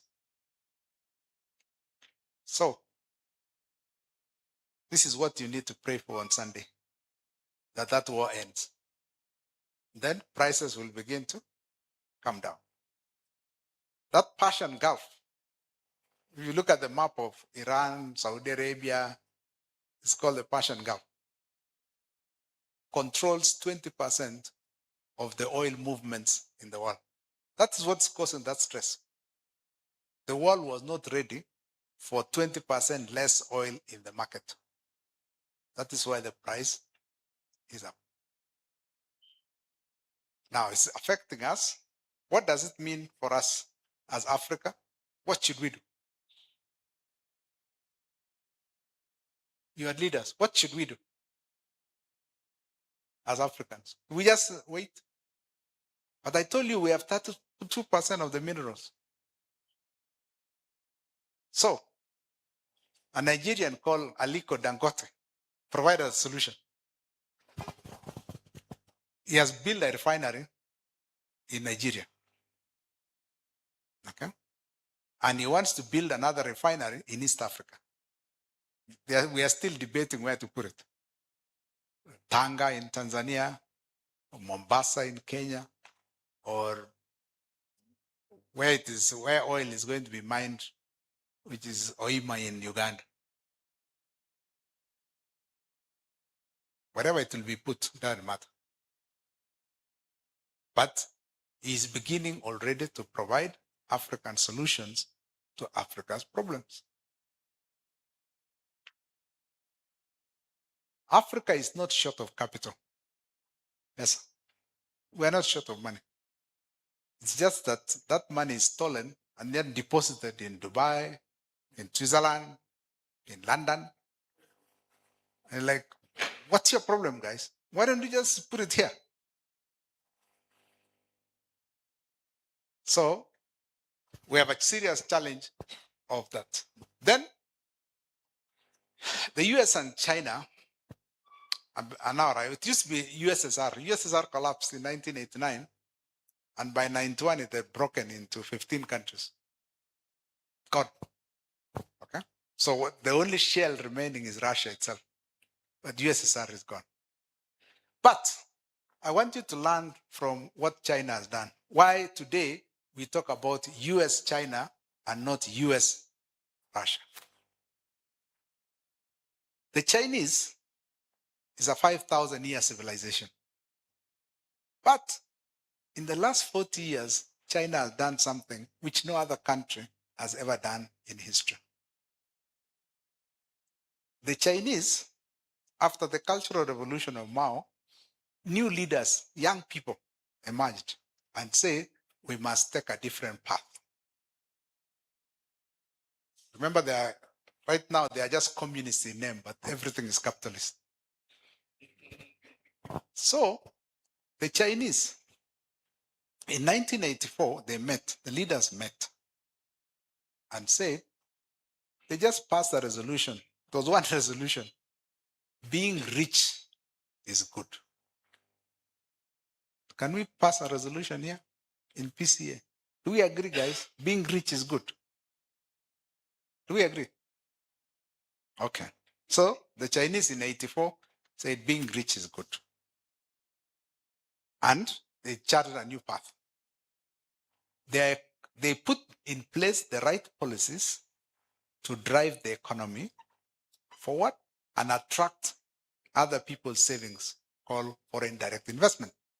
So they attracted investment largely from America, the same country they're rivals with. So the Americans came and made China the world's workshop, manufacturing. Plus many other things that they're doing. So what in China, what happened? For 25 years, their economy grew by 10%. 10% is huge. When you expand an economy by 10%, you're running like a rabbit. They did that for 25 years. You know the end result was? They removed 800 million people out of poverty. Out of poverty in 25 years. 800 million. The current estimate in China is that is only out of the 1.4 billion people they have, it's only 10 million who are below the poverty line. Only 10. And they are working on it. Now, as we have 1.2 billion people, how many are below the poverty line? How many are poor? It's more than 1 billion. McKinsey, a consultant, did a study. Their initial estimate was they would find 300 million people they would consider middle class and high net worth. When the study was done, that was around 2010, thereabout. They found it was only 18 million. They couldn't figure out, so where does the wealth of Africa go? When a wealthy African gets money or elite, where do they take their money?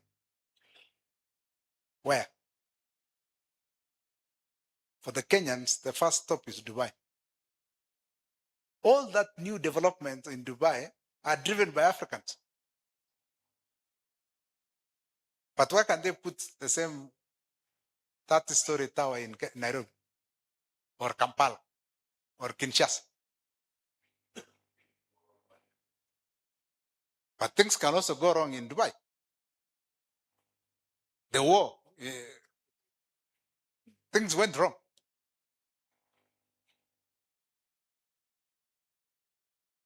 Do you know Dubai is the largest construction site on earth? It's the largest construction site on earth. But for a country whose temperature is 45, that's a good for second place. But people live there. What did they solve? They solved the temperature question. So the air conditioning. Now, Nairobi, what's the average temperature in Nairobi? Spell the visitors. Do you love Nairobi as temperature? It's beautiful, isn't it? We are at the equator.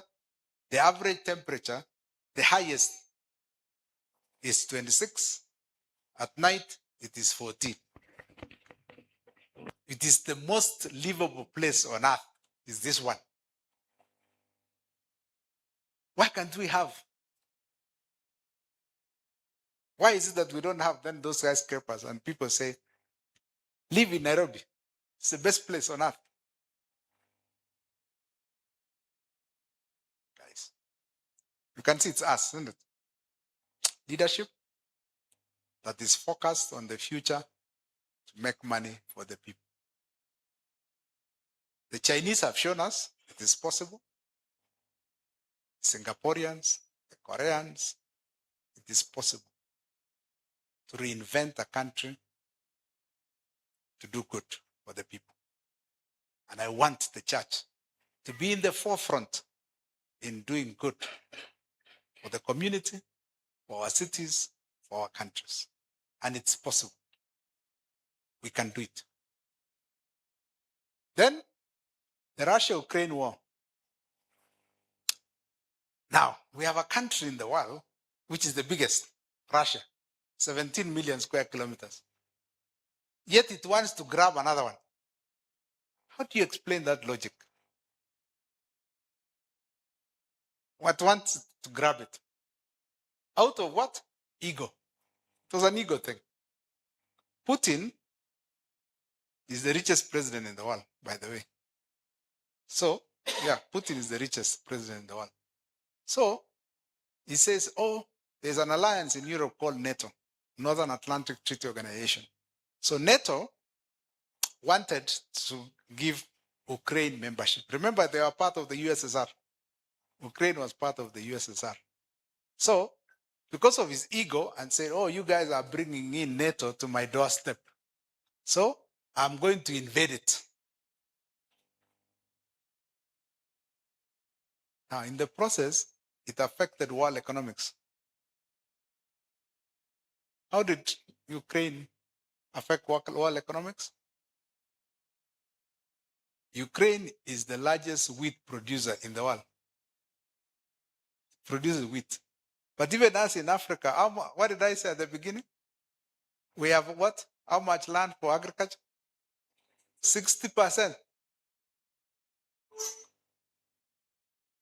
Which country has taken advantage of that war in Africa and say, okay, there's a war in one part of the world, the biggest wheat producer is affected, can we step up?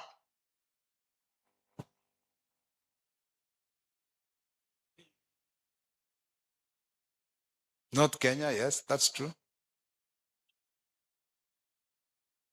The largest country in Africa is which one? Land area.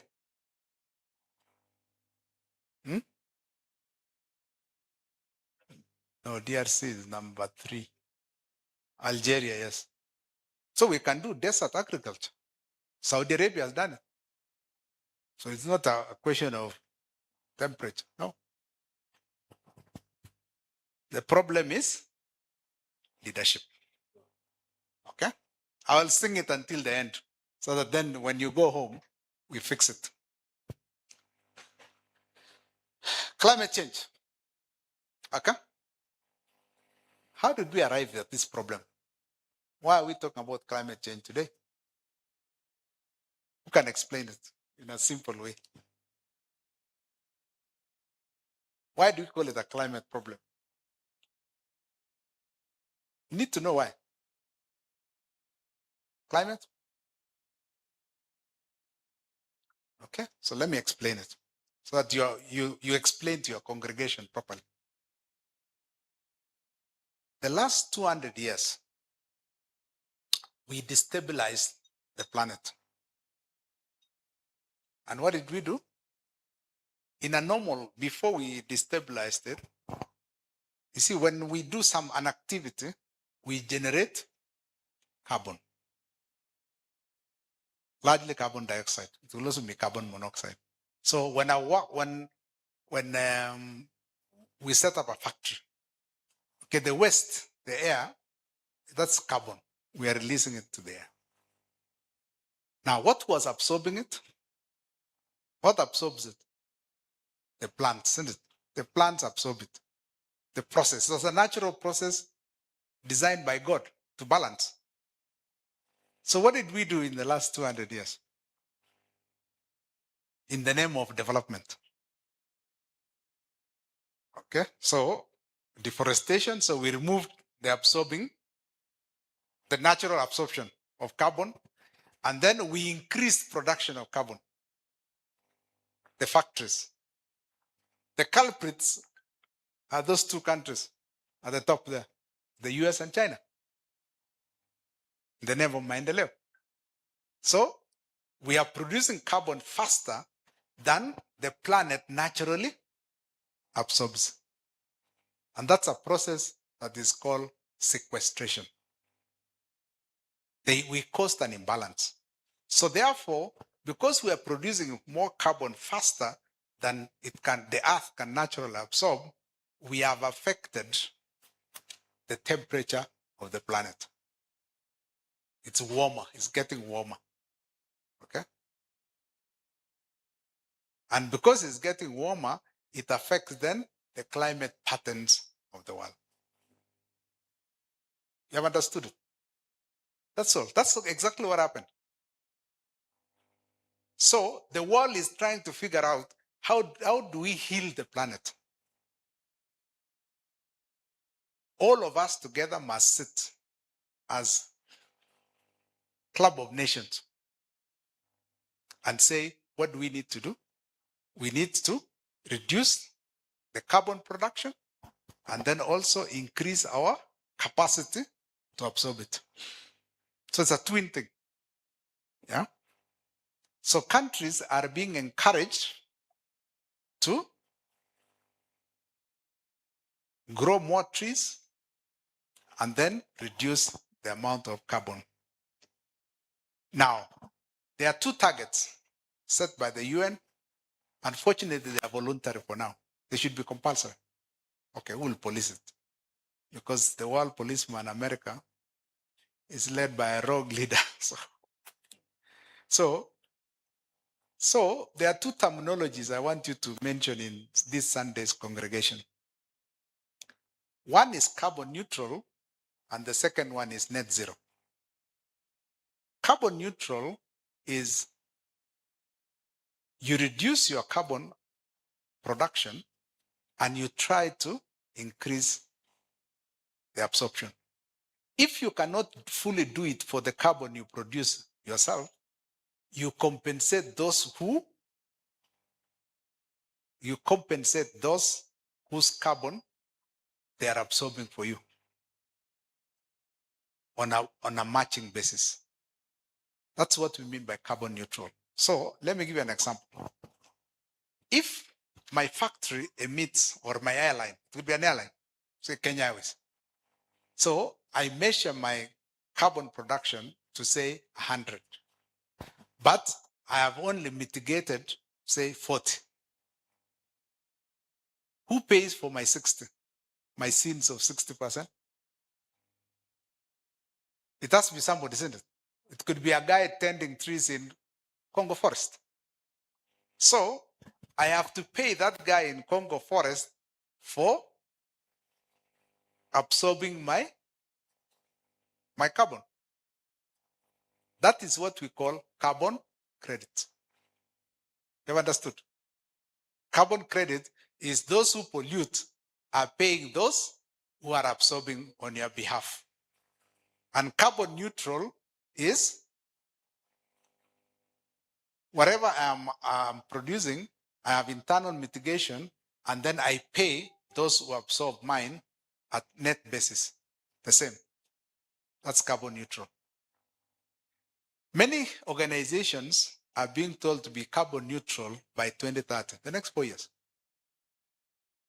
Try, and it's voluntary because the US government pulled out of the World Climate Conference. The Paris, what's called the Paris Agreement. And who pulled it?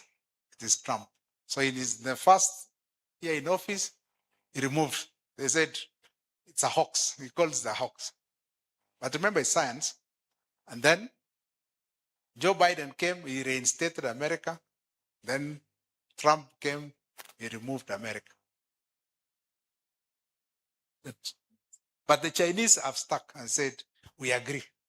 We pollute and we are ready to pay. So the next target is net zero. Net zero is by 2050. And it's set by the UN and it's a voluntary target. Net zero is whatever you produce, you must internally absorb it yourself. That's net zero. So I want you to have an interest because we have to heal God's planet. Guys, let me repeat it again. We must heal God's planet. Why? Remember, there is no planet B. Up to today, 2026, 27th of May, there has been no discovery of another planet like ours. Hakuna. So God gave us this one single place. We must heal it. And people of the church, you have a platform to advance science. This is science. To heal the planet for future generations. That's why we call it a climate crisis. You have understood? Okay. And then debt and financial fragility. This one is easy to understand, isn't it? Why do people incur debt? What's the purpose of debt? At home, just use what you do at home. Why do you borrow?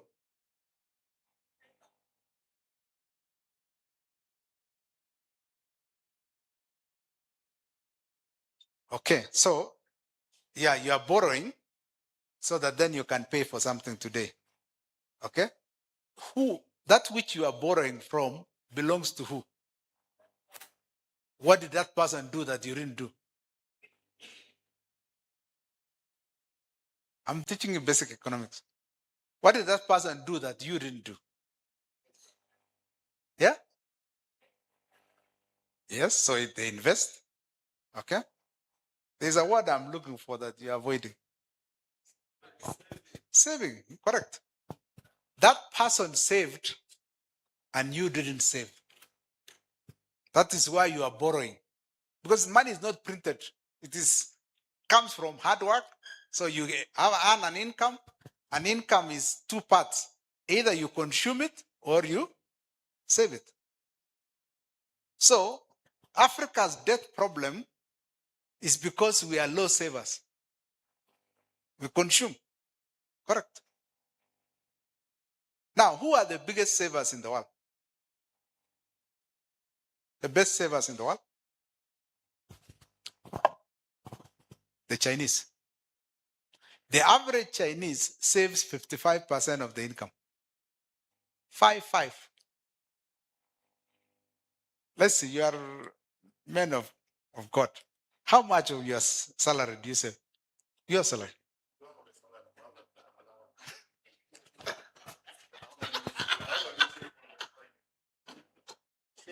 Church minister, how does he survive?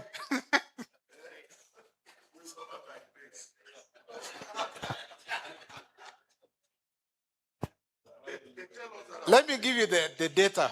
You know, I have a lot of data. Let me give you the data for East Africa, yeah? No. You have to be paid here. Let me give you data for East Africa. And I will give you why Kenya is in a financial crisis. The savings rate, GDP is the income of a country in 1 year. That's GDP. So the highest savers in East Africa are Ugandans. Where are the Ugandans? They are not there. At 23% of their income. Remember the Chinese is at 50? 55. Then followed by Tanzania at 21. But Kenya is at 12%. So, no. I've not checked Malawi, but I'll give you data. So in Kenya, we live way, way, way beyond our means. Okay? So, in the current budget of this year, we budget from 1st July to 30th of June. So let me give you Kenya's data for this year.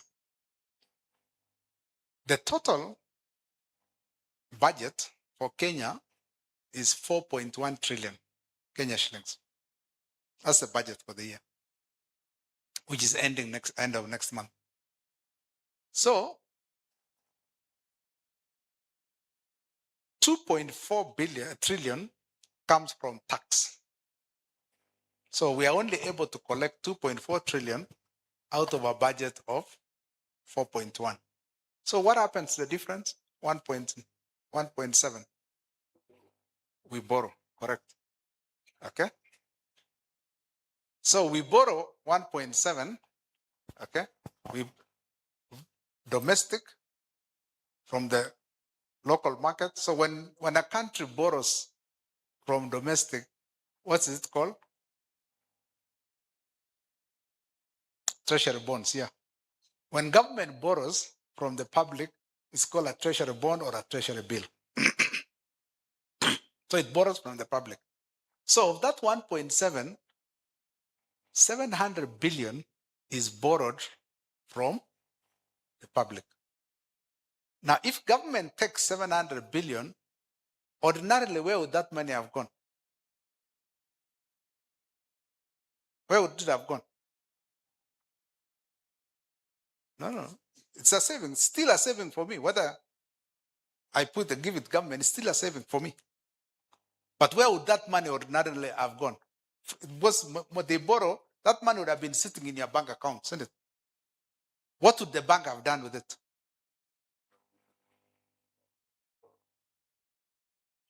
Correct. Other people would have borrowed, isn't it?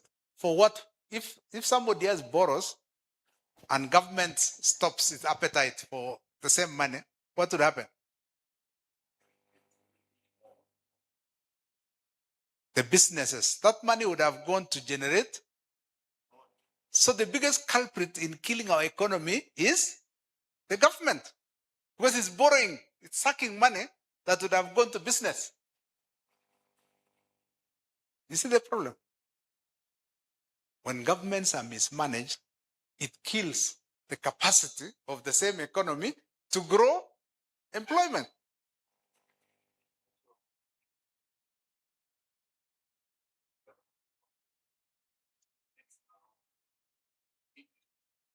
Correct?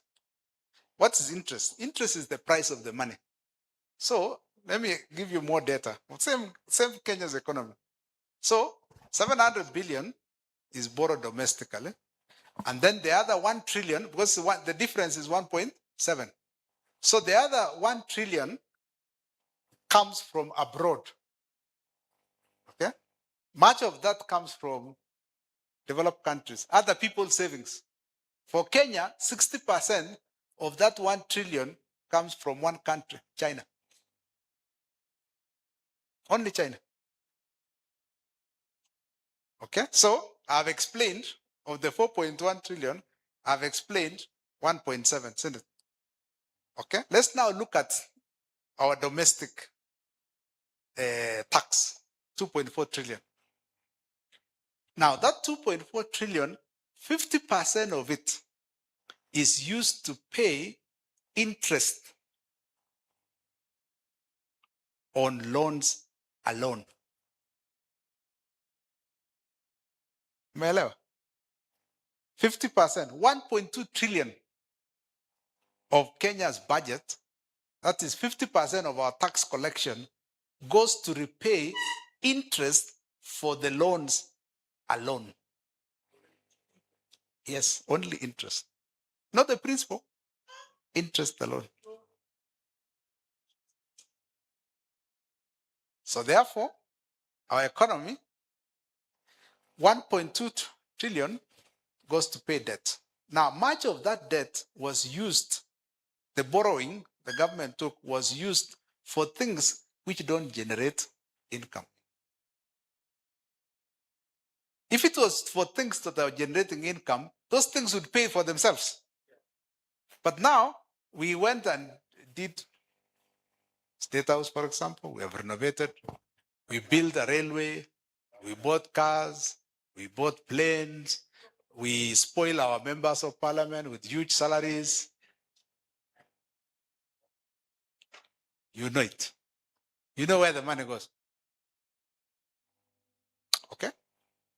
So, 1.2 trillion, then payroll is 700 billion. Payroll. So, 1.2 plus 700 is 1.9 trillion, isn't it? So, how much is remaining? 500. Now, those who are Kenyans, we know we transfer 400 billion to the counties. So, what's remaining now? 100. 100, therefore, is for everything else. It's not enough. So that's why we borrow and continue borrowing. So we are in a vicious cycle of borrowing. That's the debt trap. I gave you the example of Kenya. It's the same for all African countries. It's the same. It's even worse, yeah? So there is one country that then was defeated completely to pay the interest. And that's Ghana. Ghana reached a point whereby it couldn't. So it just declared itself, I'm unable.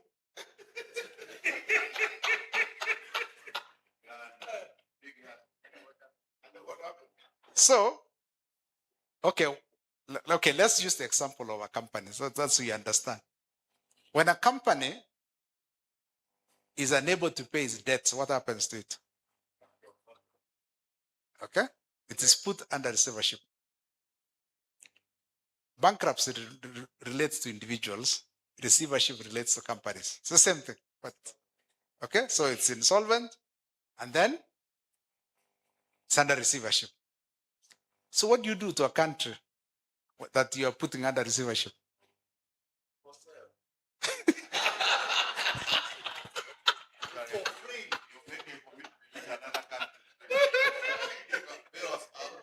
Bail us out. Okay? So anyway, so what Ghana did was it did what we call an haircut. So the bondholders, the people who have lended money, they were told 40% I'm unable to pay, will not pay. You can go wherever you want. I'm unable to pay. That's what they did. So all the people they had borrowed money from, they just told them 40% haircut. Kata. Finished. That's what they did. And then to bridge that gap further, they went to IMF. IMF is the central bank of the world. So they went to IMF and said, help us. Because they were not on an IMF program. So therefore you dance to the tunes. Who are the biggest shareholders of this central bank? The US. So they dance the tune of the US. So that's what happens. We have a serious problem of debt. And it is potentially crippling. In Kenya's constitution, there is a clause that no generation should burden another one. Unfortunately, our generation have already burdened future generations. Yes, they have no choice but to pay this debt. Yeah? So, the total stock of debt in Kenya today is 13 trillion Kenya shillings. 13 trillion. They will be paid by your children, your children's children, your children's children, 5 to 8 generations to come.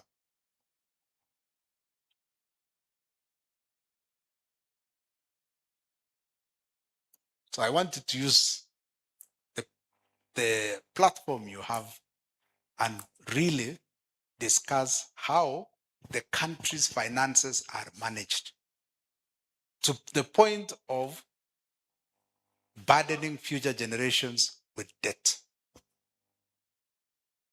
When a crisis like happens like we have today, Ebola, African countries have no savings to respond to it.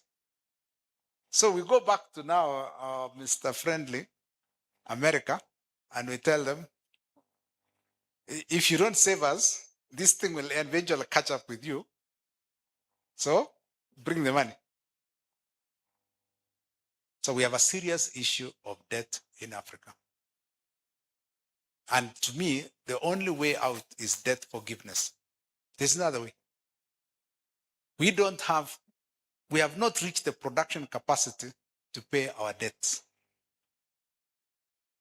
So we have just to go to the Chinese and tell them, can't pay, won't pay. Forgive us. Now, many African countries are rescheduling. They are telling, okay, give me more time. So those to me are some of the developments that are bogging us down, that will make us poorer. Yet God, as I said earlier on, we are in the best position in history to take off.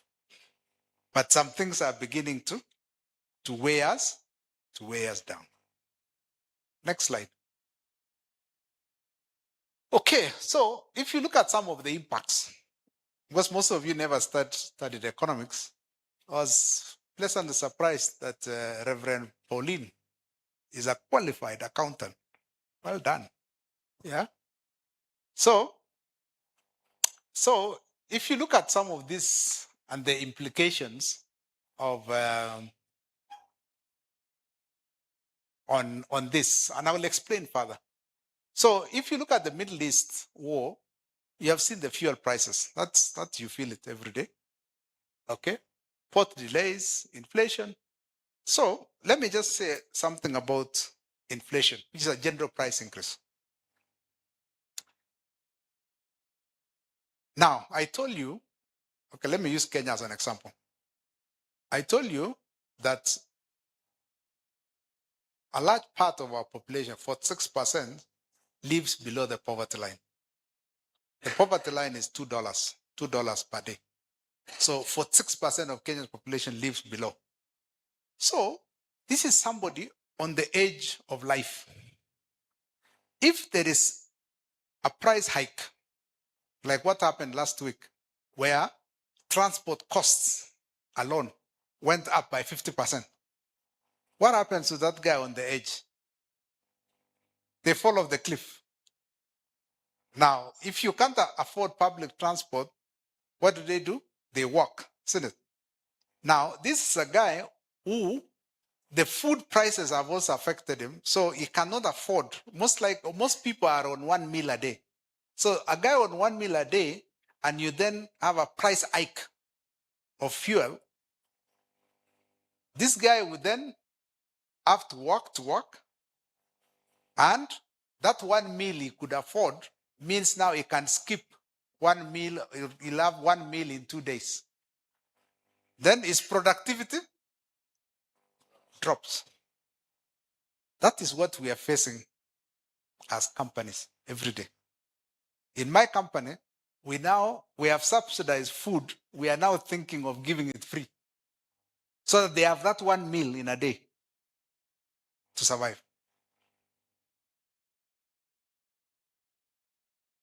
So you guys, as the church, you have to intervene. Not just through prayer, it has to be more. It has to be more. And a lot of it has to do with policy, change of policy. Half the price of fuel in Kenya is tax. So the policy change we need to advocate as the church is government must live within its means. That's the intervention I would like to see you guys advocate on Sunday.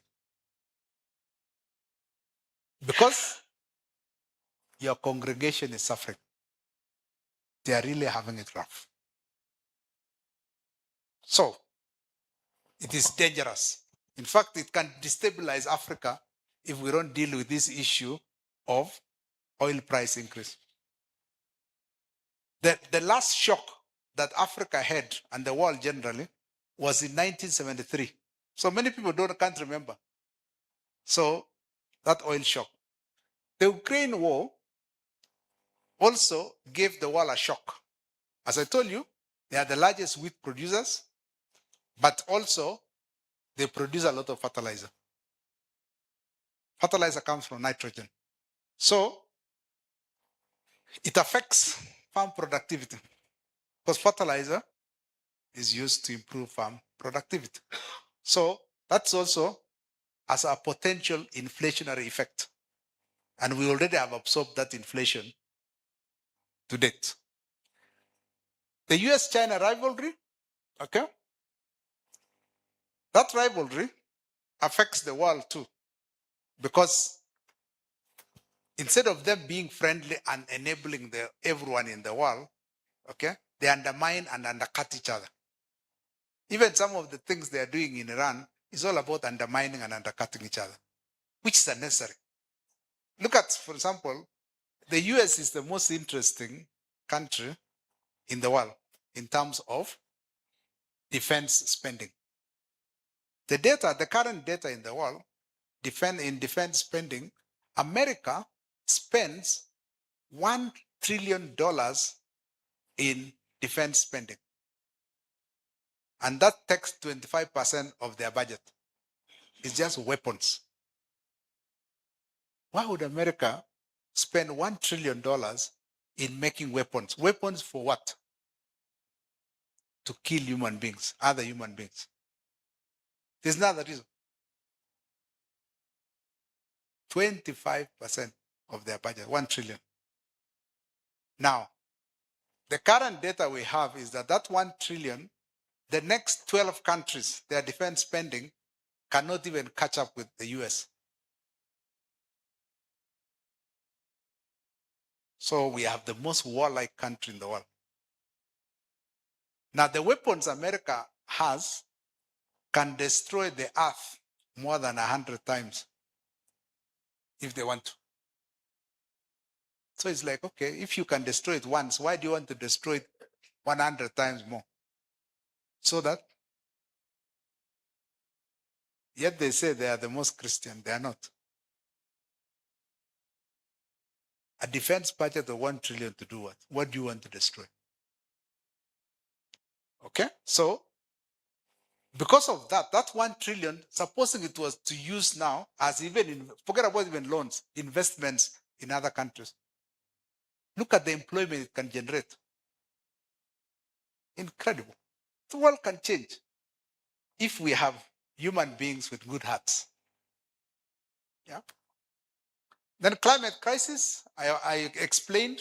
So the effect is largely crop failure, energy, and displacing people. Because then when you have huge variations in climate, then we can no longer predict when to plant, when to harvest. So huge variations in climate. And then of course, debt. Debt repayment denies public services. That 1.2 trillion for Kenya would have been used to improve education, would have improved to improve health, okay? Infrastructure, roads, water systems. But since we took the loan and never used it properly, we have to deny public services so that we can repay the debt. So therefore, we are saying these things need more than prayers, guys. We agree. It needs now you people reaching out to policymakers and saying, we don't want just to pray for the poor, we must make policy interventions for the poor. Your congregation, especially those below the poverty line, are suffering. They are suffering, guys. And God in heaven is watching you and saying, what have you done? Umefanya nini? What have you done? Next slide. Okay? Okay, so just a repeat of the same thing. Okay, so if you look at then the headwinds, so these are then the headwinds. Okay, and I'll just mention a few more. There is that second last bullet there, which is geopolitical competition for Africa's resources. Okay, and usually we're having a lot of, Africa interest, and that interest is not good. The Chinese have a strategy called Silk and Road, sometimes also called Belt and Road, which is a 300-year strategy to make China the hub of the world. So they are linking all trade routes to China.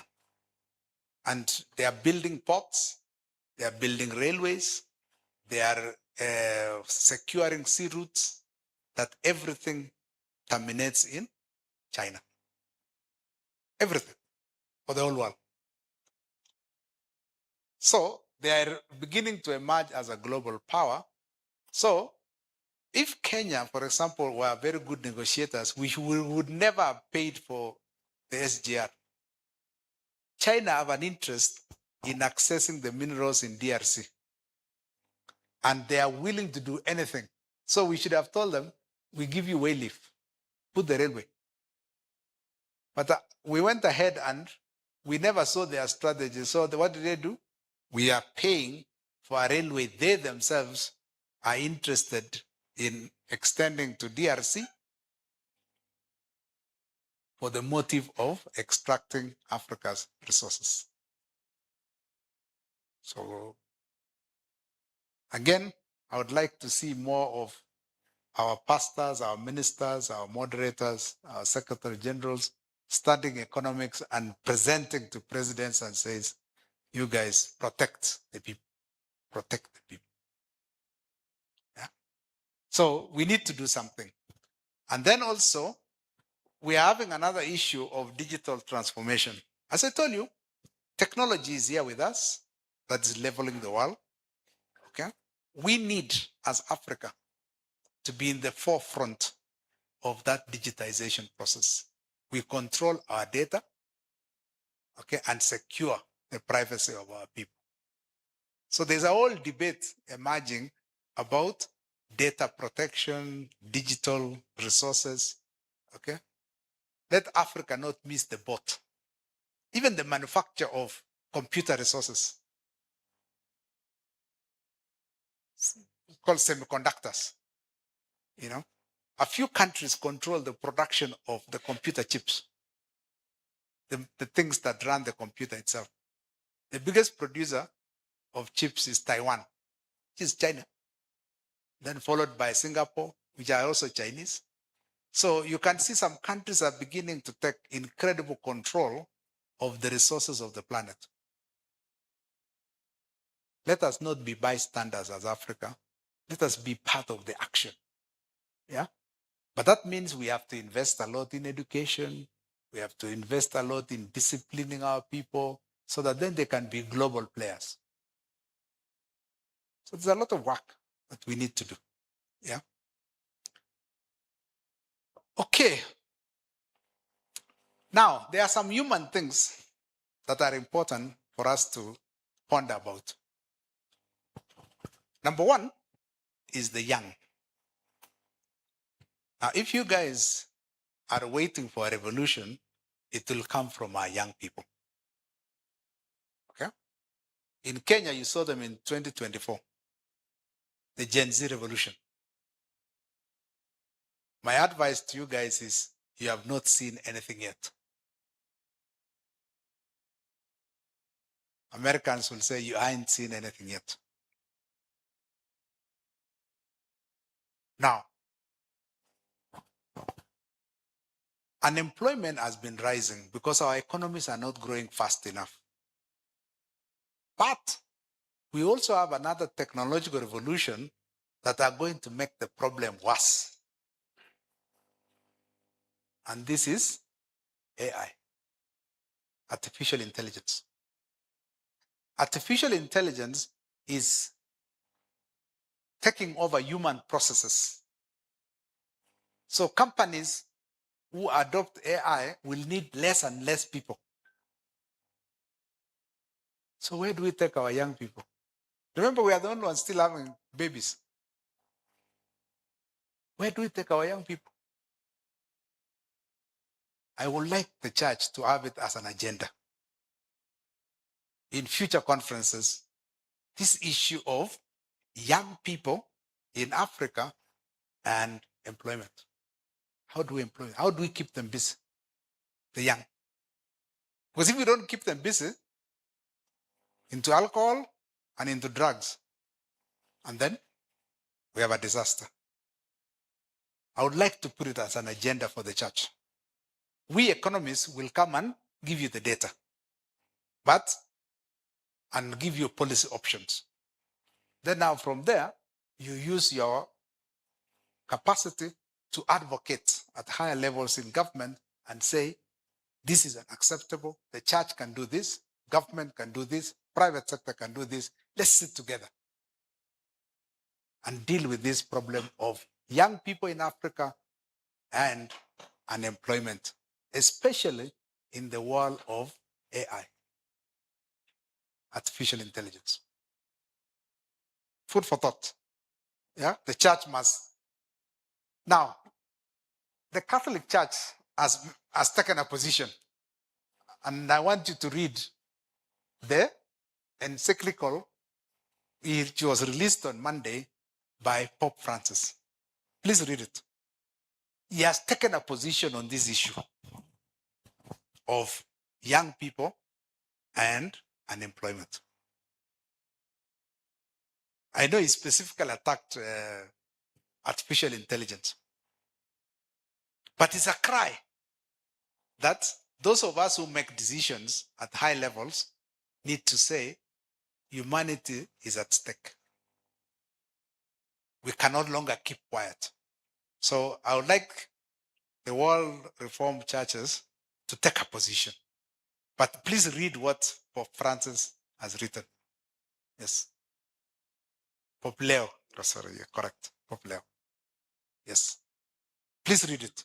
Just download it, read it, and that could inform also your position as the Presbyterians. Then, just go behind a little. Okay. So poverty and inequality I've mentioned. So that's also a destabilizing factor. Poverty and inequality. Reduce household purchasing power. That's inflation eroding income. Okay. Or we are not generating enough income for a household to support themselves. Then high cost of education, healthcare, and food. When income drops, it hits. These are the first things that are hit. People spend less in education, healthcare, and food. So what happens? Life expectancy drops dramatically. So, and then pressure on charitable giving and church finances. This has already hit. The Catholic Church, I'm sure even your church, has already been hit by lower tithes. So all these things are a product of economic policy. So the SG in Kenya, my suggestion is PCA should have in its organogram a title for chief economist for the church, who analyzes all these things and advises government or advises church leaders what to say to the congregation, what to say to the government, what to say to policymakers everywhere.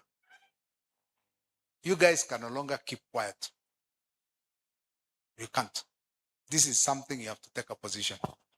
I've said, remember the issues of economics, the issue of debt, the issue of tax. How much can you extract from the congregation? Because you are competing with them. Okay? The issue of expenditure. Are you spending in the right places?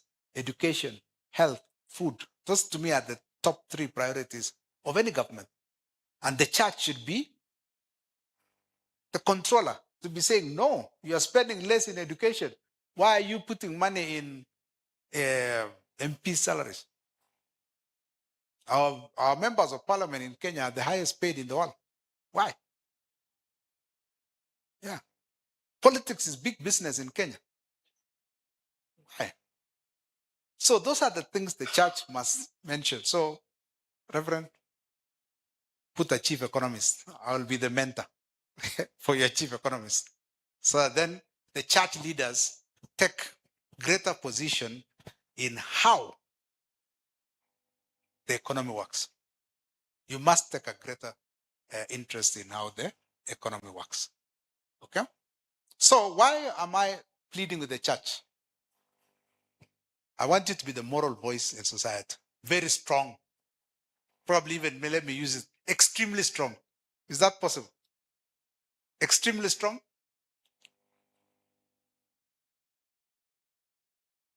Where we are, we have to begin with extremely strong, then you can reduce the pressure. Deep grassroots reach across communities.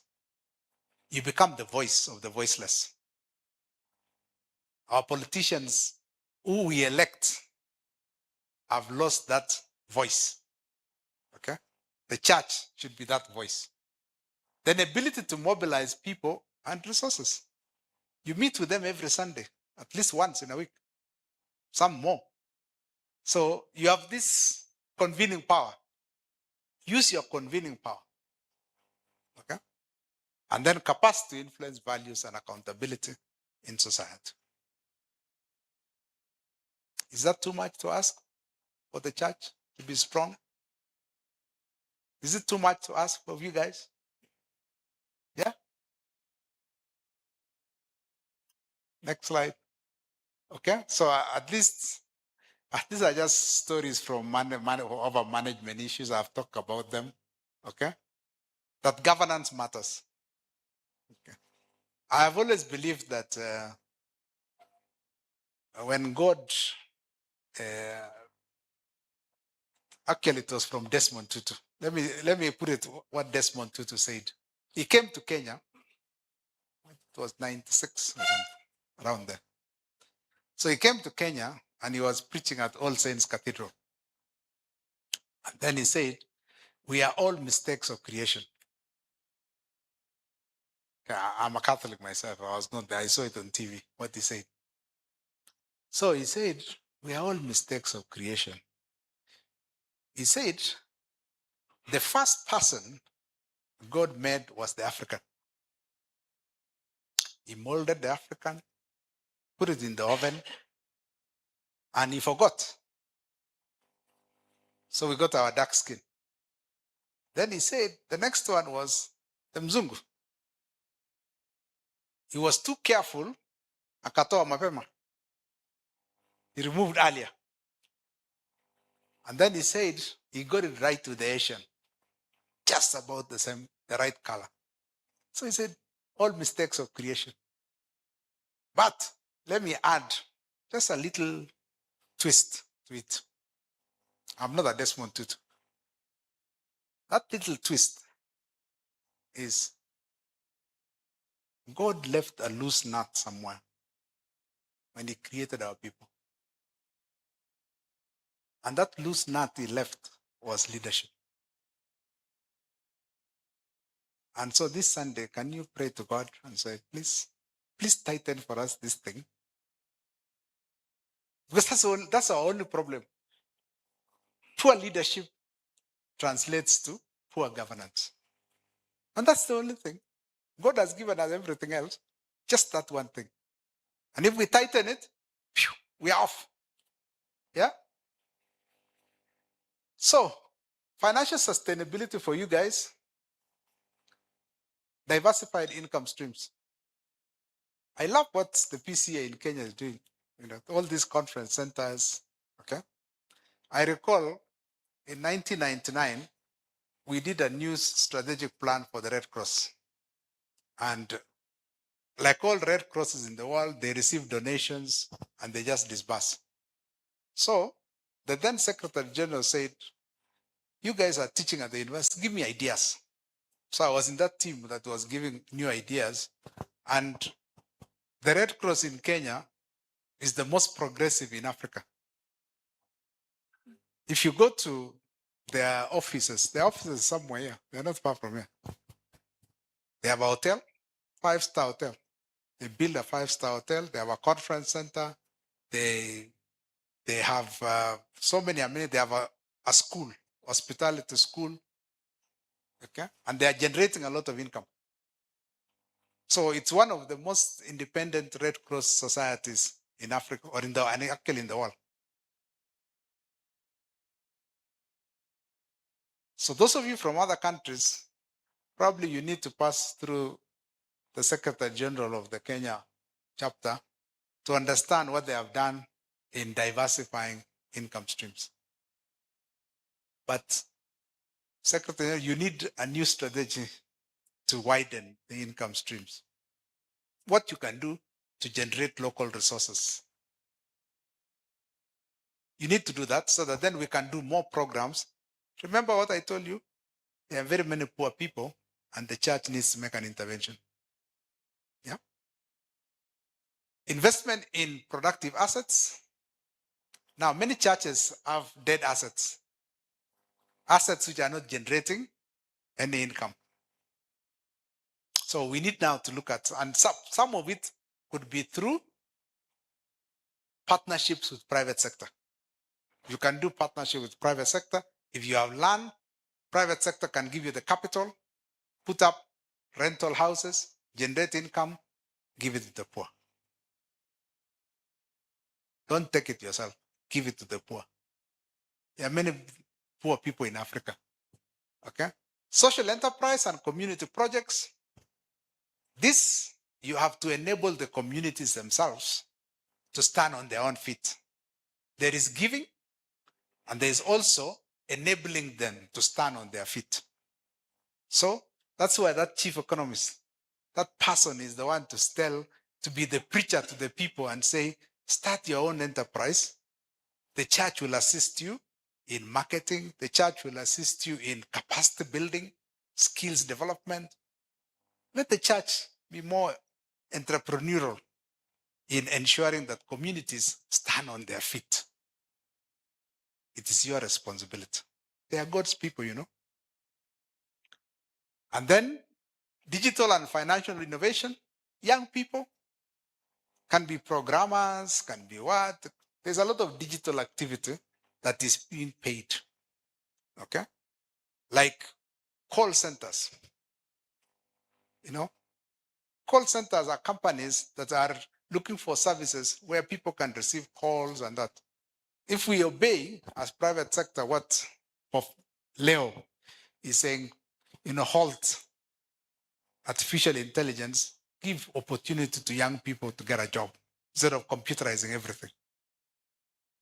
We can create millions of jobs in business process outsourcing.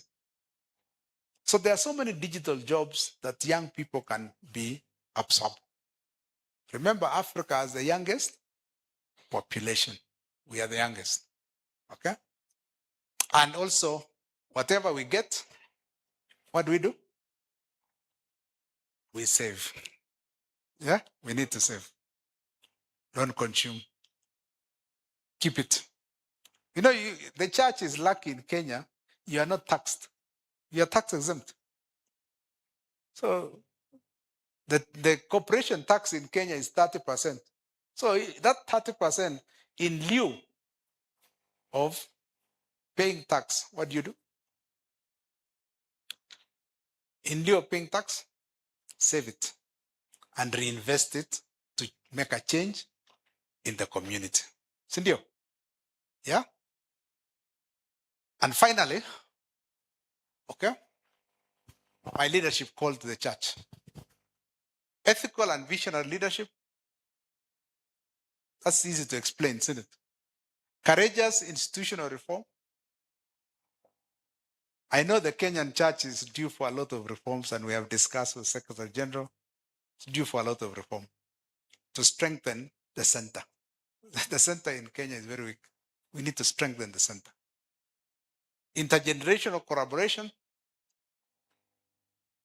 Intergenerational collaboration, where I work, is an insurance company, the largest in the region. And what we have done is we called it gensification of the organization. Gen Zs, gensification. How to make the organization more attractive to young people, both as employees and as customers. So one of the things I want to introduce to the World Reformed Churches is gensification of the church. How do we make the church more attractive to young people? Because we are the only ones who have young people. The rest of the world don't have children. They have moved on. Okay? They are into pets and things like those. Then financial discipline. Do something. You must strengthen financial discipline. Controls. In government, there is an auditor general. In the church, do you have an auditor general?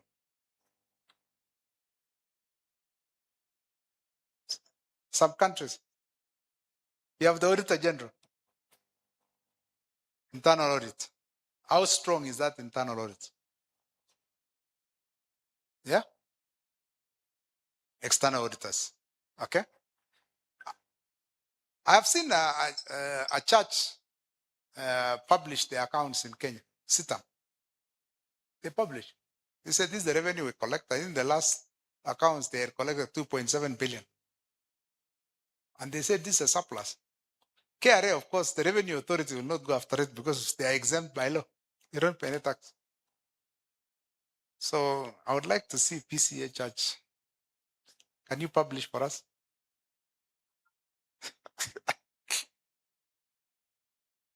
Okay. And finally, let us give our people, God's people, dignity, empowerment, and hope. Do we agree? Dignity, empowerment, and hope. That tomorrow will be good, their children will be richer than us, and they will lead the world in time to come. Asante sana. Thank you.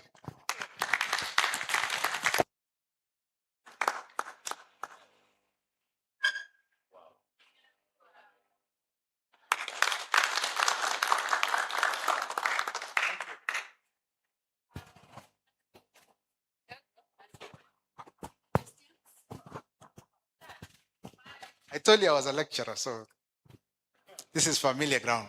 Okay, thank you very much. Question number 1 from Kakai. We will be taking... I need a pen so that I can... And paper. Okay. Okay, yes. So then... Okay, Kakai, please. You have the mic?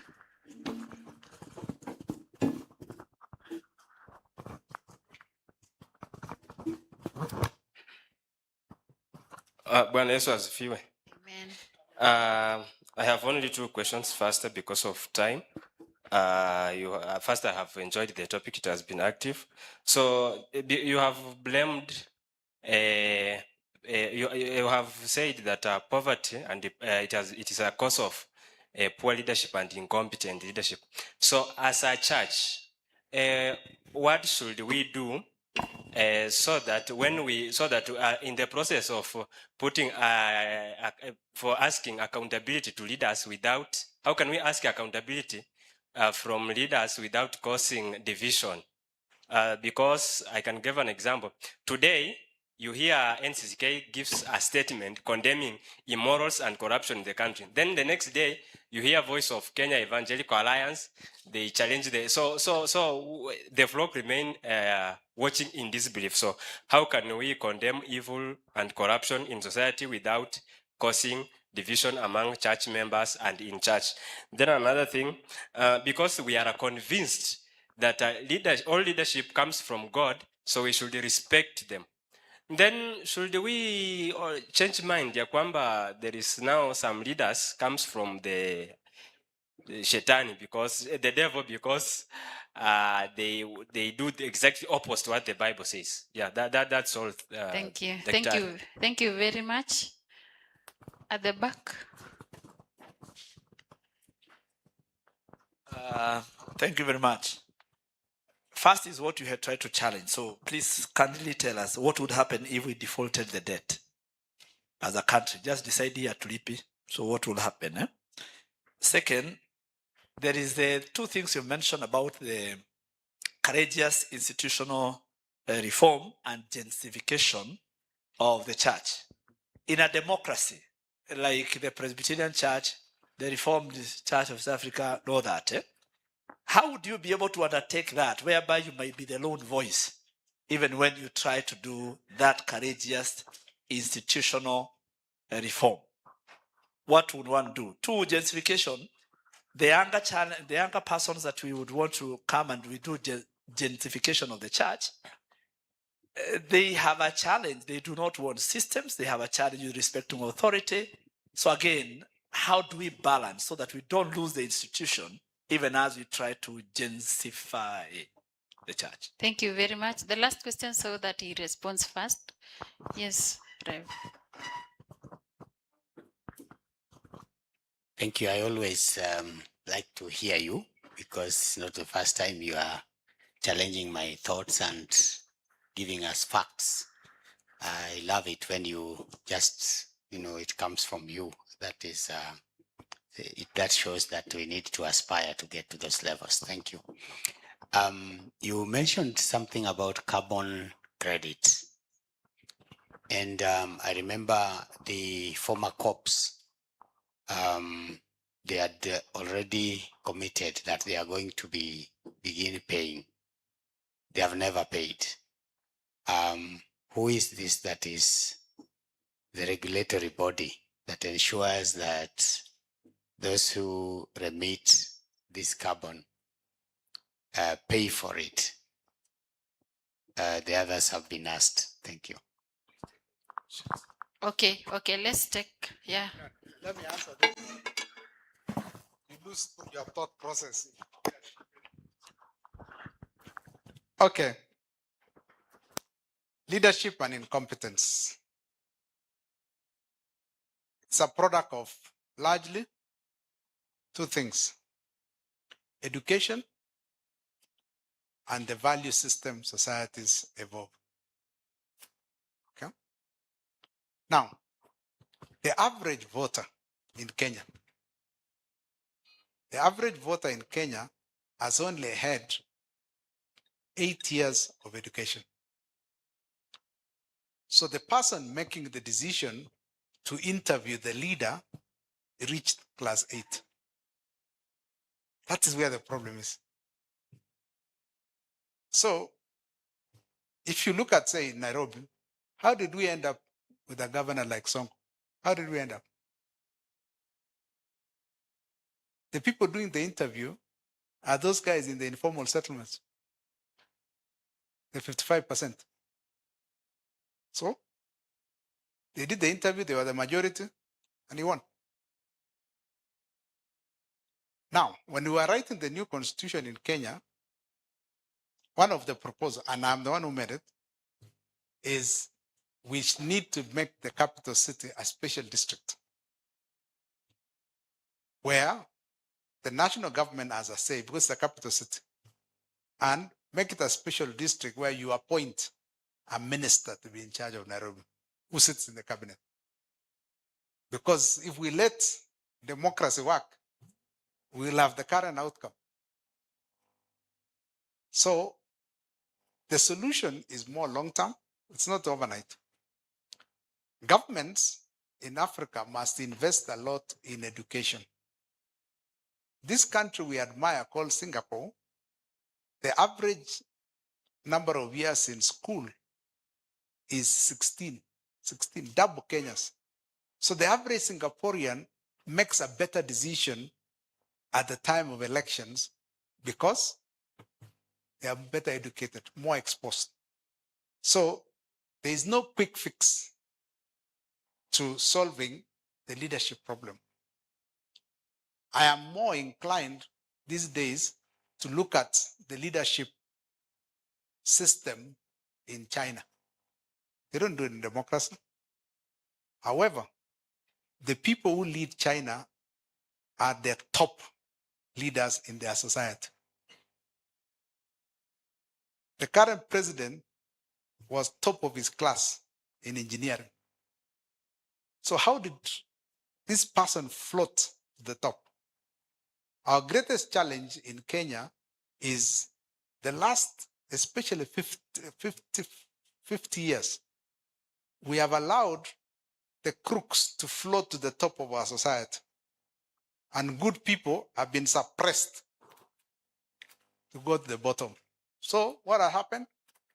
Whether you are in the judiciary, in parliament, or in the executive, all the criminals have gone to the top. That's where our problem is. And I'm sure it's the same for all Africa.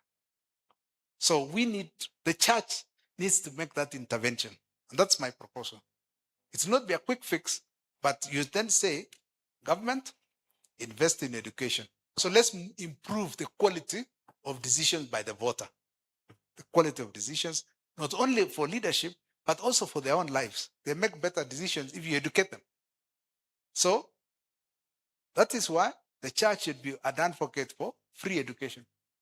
The biggest advocate should be the church. Free education.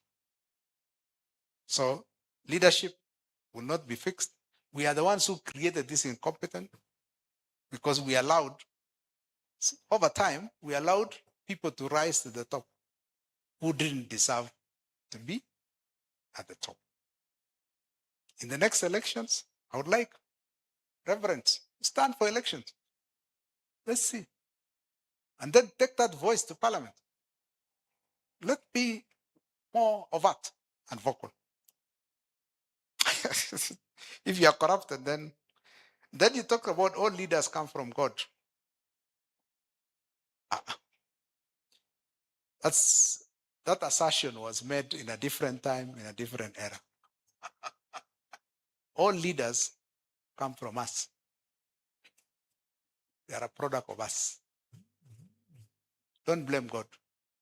God gave each of us a brain.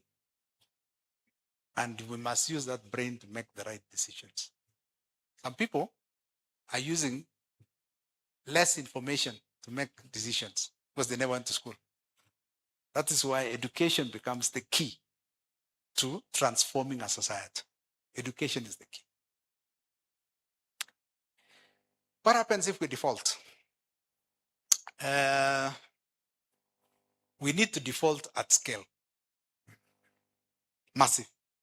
If all of us sit and say we are not paying, there is nothing the Chinese can do. There's nothing. But we must be together.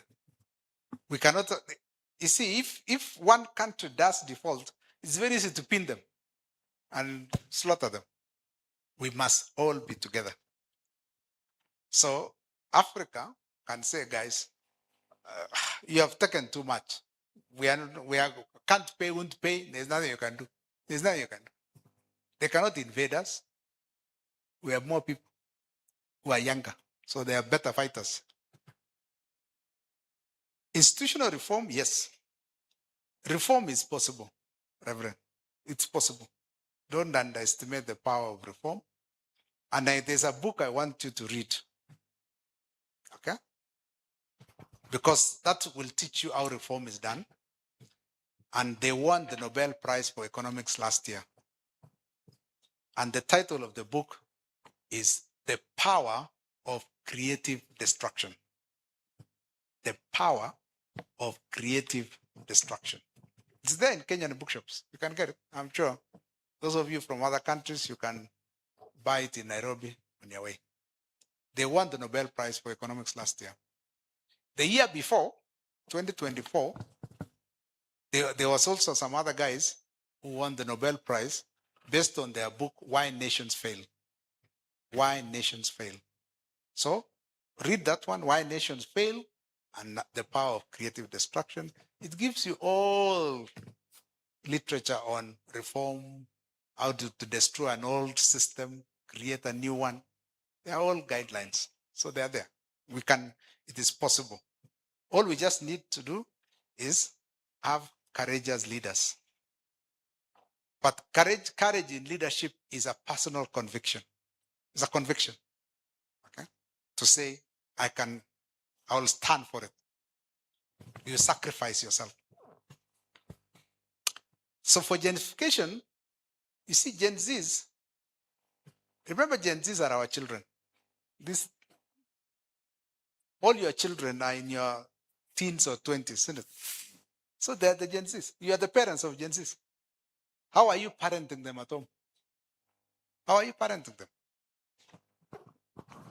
Yes, they have been taught in school democracy, human rights. That's okay. There's nothing wrong with it. If you can control them in your house through gentrification, you probably have done gentrification without noticing. Can we do the same in the workplace and in the church as institutions? Make them Gen Z friendly. And if you are scared of Gen Zs, the next generation is even worse. Your grandchildren, they are worse. So get ready. The world is changing. And one thing they have, which you didn't have at their age, is more information. They are more exposed because the information is generally available. Okay? And then carbon credits. Who is the policeman? You see, there is no policeman in the world. We just have more powerful countries and less powerful. We have united ourselves and we said it is important to talk to each other. And that forum is called the United Nations. Okay? So the UN is our own creation after the Second World War and said we need to talk to each other. We need to respect each other. For a long time, the leader, the de facto leader of that post-Second World War is USA. Before that, it was Britain. Okay? After Second World War, Britain was broke. That's why it was defeated in all the colonies. They went back and USA took over. Now, the board of the UN is called the UN Security Council. Now, after the Second World War, there are 5 members, permanent, and those 5 gave themselves veto power. That is where the problem is. So we have one country can say, we don't want response to climate change. And nothing happened. That's where we are today. The US said they don't believe in climate change. It's a hoax. Their own president calls it a hoax. Yet he knows at the back of his mind what he's saying is not true. So when all those countries came together, they agreed, okay, in Paris, I think 2011 or 2010. That's what you call the Paris Agreement on Climate Change. All countries of the world signed up. When Trump came, he said in 2016, he rubbished it and he said, let's continue polluting the earth. But what has happened in his own country? They have more hurricanes than ever before. And the intensity of those hurricanes, tornadoes, okay, huge climate variation. You know, that air coming from China, the China factories. So warm air moves to the North Pole. When it reaches there, it expels the cold air, okay, and it pushes to the other side of the planet. That other side is which country? America. The US itself. So in winter, you will see America freezing. Then Trump says, you see, we are not warming, we are freezing. What he's forgetting is that hot air from China went to the North Pole and then it pushed cold air to them.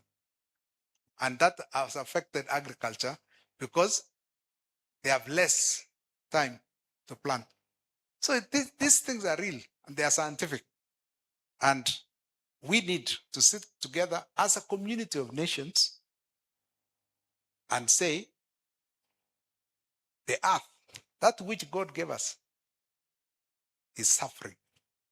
And it's the only place so far known to harbor life. We can visit the moon, but the moon has no rain. It's not habitable. We can go to Mars. It is not habitable yet. I don't see even in your lifetime. So the earth is the only place where we make a stand. So I agree. We need to sit properly and as a community of nations, use our heads, not our emotions, and save the planet.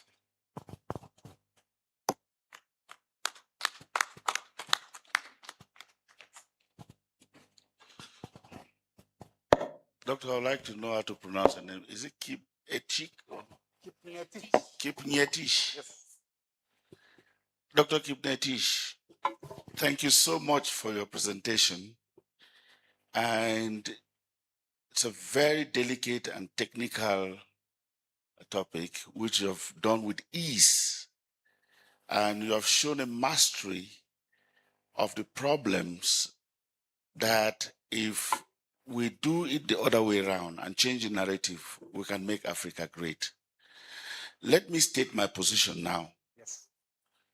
Doctor, you are the problem. Because with all what you know that can change Kenya, why have you not vowed for the presidency of Kenya? No, I'm very serious. I'm very serious. And I also want to make a second submission that from what I have heard, I think if all the churches in Kenya stand behind you and make you the president of Kenya, you will change Kenya for the better. Am I speaking your minds? So the problem is you. You have never stood for governorship. You have never stood for parliament. You have never done anything to change Kenya. So the problem is you. My second point is about debt forgiveness.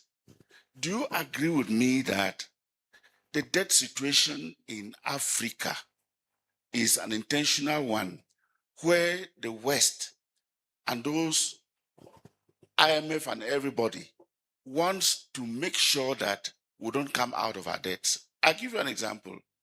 There was a time that Cameroon was almost finishing its debts. And IMF came to Cameroon, that lady's name, who was I've forgotten, came and convinced Cameroon, and we went into more borrowing. So it's like it's a vicious circle. Do you agree that it's something that we cannot come out of it, except people like you become president? Thank you. Okay. And I will appoint those who have never asked questions before. Yes.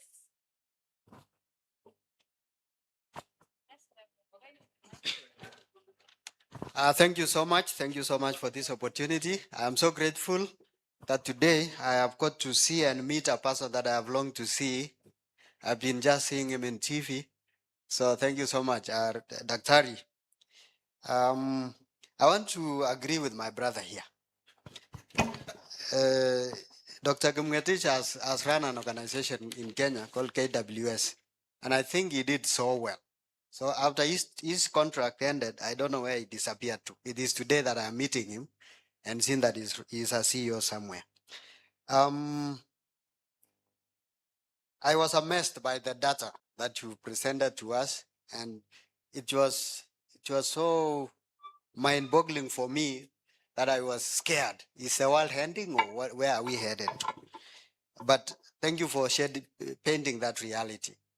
Now, you've challenged us as church leaders that we can do something. And we have some examples of attempts by the church. There are some countries in Africa, by the way, whom have elected pastors and reverends to be presidents. And I would want to hear from my brother professor here.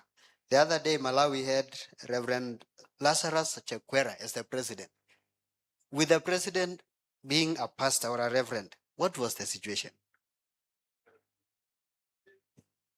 Now, in Kenya, most of our church leaders, the politicians, the leaders in our nation are Christians, and we have them in our congregations. We elect them, and then things go a mess.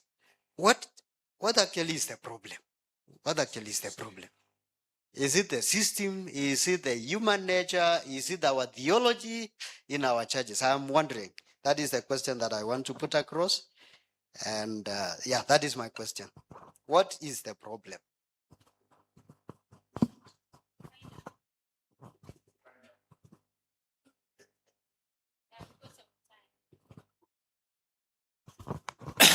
Thank you very much, Dr. Just because of time, I'll go straight to two questions that I had over your deliberation.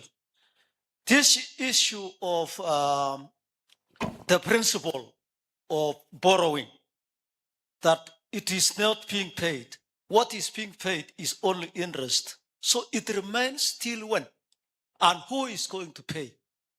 That is the thing that actually struck my mind. Then I'll go back to the agriculture. Sir, Dr. you have told us that Africa are 60% of agriculture. Let's come to Kenya because I've never been to Malawi. I've never been to all these other countries, Togo. I want to talk about Kenya, and particularly in area of Rift Valley. I want to say Rift Valley is a place that was given to us by God. And to date, if you go to areas like Italy, was in Kishu, the places that were referred at first as the granary of Kenya. Because when you move from, I cannot know the direction now, let me say from Kitengela all the way to Mombasa, this is somehow some arid land. You can know the way it is. You cannot farm there. But come to areas like Italy, the farms are being fragmented, such that I'm almost convinced to say, being learned is also getting to be foolish, because our fathers did not go to school. Yet, we had parents who could actually farm up to 3,000 acres. This day, that land has been fragmented into small pieces. And the population in Kenya is growing. You have told us African population is growing. This population will be fed by what if the land will be fragmented? Who will give a policy? That is my question, Dr. Thank you very much. I'm glad to see you and meet you. I've been seeing you in papers. Today, I can see you physically. Thank you. Why you not stay? We have a card here which will be attached to the gift that will be given.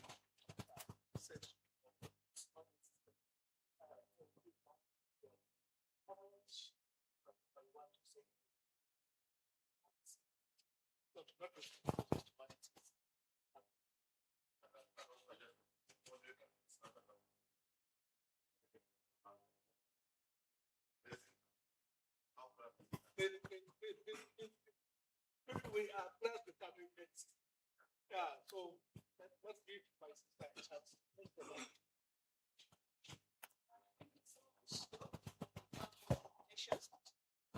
Lord. And thank you for also challenging our church leaders that they have a great role to play to do with issues of carbon credits. So as we leave this place, I want you to help us to differentiate as we'll be civic educating the church community. We should be able to know and differentiate between the verified carbon credits and the junk credits. Why am I raising this question? We have investors in Malawi who are exploiting the community by telling them that these are junk credits. So if you can help us on that, thank you.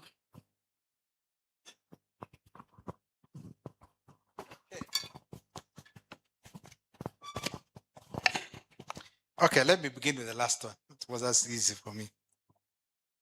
This issue of carbon credits is not regulated. Remember, it's voluntary. Okay, the polluters must feel guilty to pay those who have greenery to absorb your pollution. So that's the way it's supposed to work. And it's measured in kilotons of carbon you produce. So somebody absorbs it, you pay. Now, the people who are supposed to make sure that there is a fair process is the government, especially members of parliament who pass law. So my guess, I don't know about Malawi, my guess from what you have said is you do not as yet have carbon credit law. So it is chaos. So there are no guidelines. So even the polluters themselves, when they arrive, if there are no guidelines, they want to write in their reports to their shareholders that they are doing something in Malawi. But they know Malawi is in the middle of nowhere. The shareholders in Australia or Japan or wherever don't know. So they could write a report and say, we have compensated people who have protected a forest in Malawi. But they don't say, and those shareholders have no way of verifying. So the blame still goes to your government, both in parliament, the people who make law, and then the people who execute, the executive, to then ministers who are able to say, this is the framework, and any carbon credit investor, this is what you pay, and you put it in law. In Kenya, those laws were passed last year. So we are one step of making sure that things are done correctly. Again, leadership. Yeah. Then I will answer them in the reverse. The borrowing. You see, guys, this money was borrowed by us voluntarily. Nobody was forced to take the loan. It's our leaders who never used the experts to determine how much to borrow and two, where to deploy the money. A lot of the money was borrowed and deployed in things which were not earning any money. That was where the problem is. Okay? Look at the biggest loan that was incurred in Kenya in the last 10 years is SGR. SGR alone took 450 billion shillings from Nairobi to Mombasa. And that was 3 times the market price. Who ate the money? The leaders. Yet we have institutions that do oversight from Parliament, Auditor General, Controller of Budget. All those institutions are there. But they never played their role to take the Ministry of Roads and Transport to say, why are you putting a railway here and will it make a return? Okay. I remember there were some church leaders, I think it was even PCA, that held a conference and they brought in David D, the current chairman of Presidential Economic Advisors. And D stated categorically that the SGR was not viable. We shouldn't take that loan. So the church should have been more vocal. But you see, you guys are trained in ministry. You're not trained in economics. So I would like to, that's why I made a proposal to the SG in Kenya that we need a chief economist under his office to advise him on matters economics. Then he can now raise his voice. Yeah. That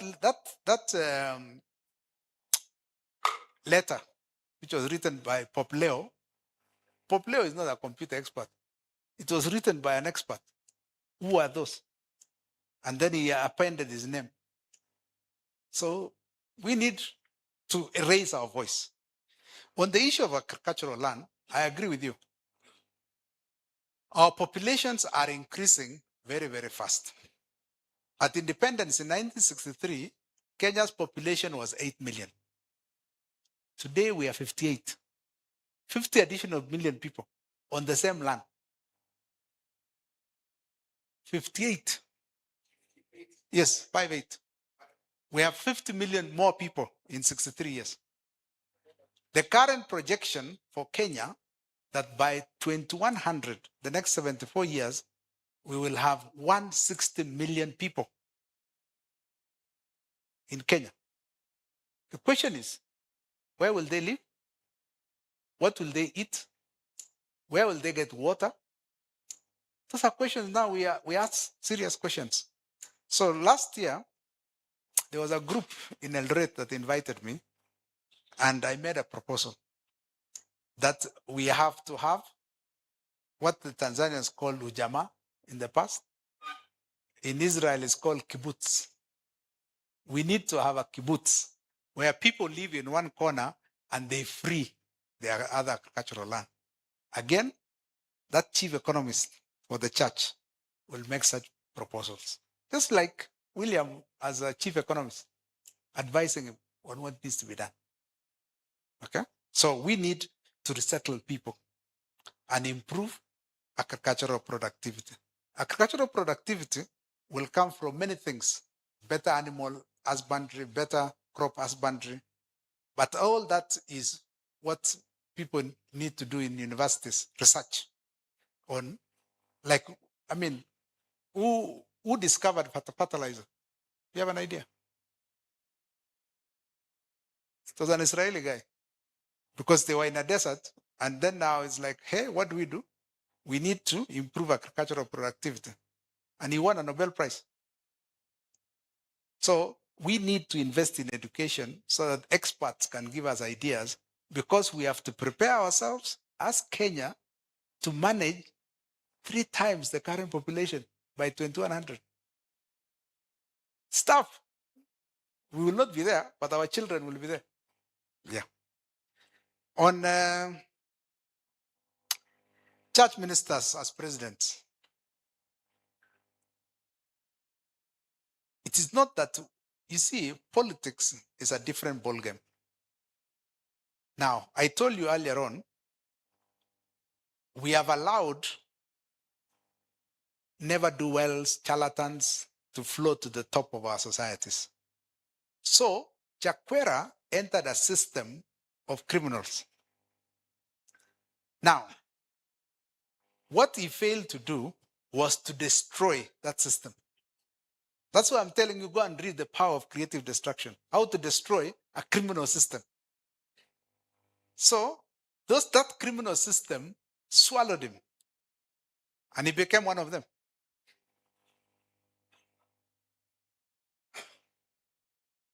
Now, the biggest asset that you must have as a leader to destroy an old system is your conviction. You must have a mind as tough as steel to be able to destroy the old and bring the new.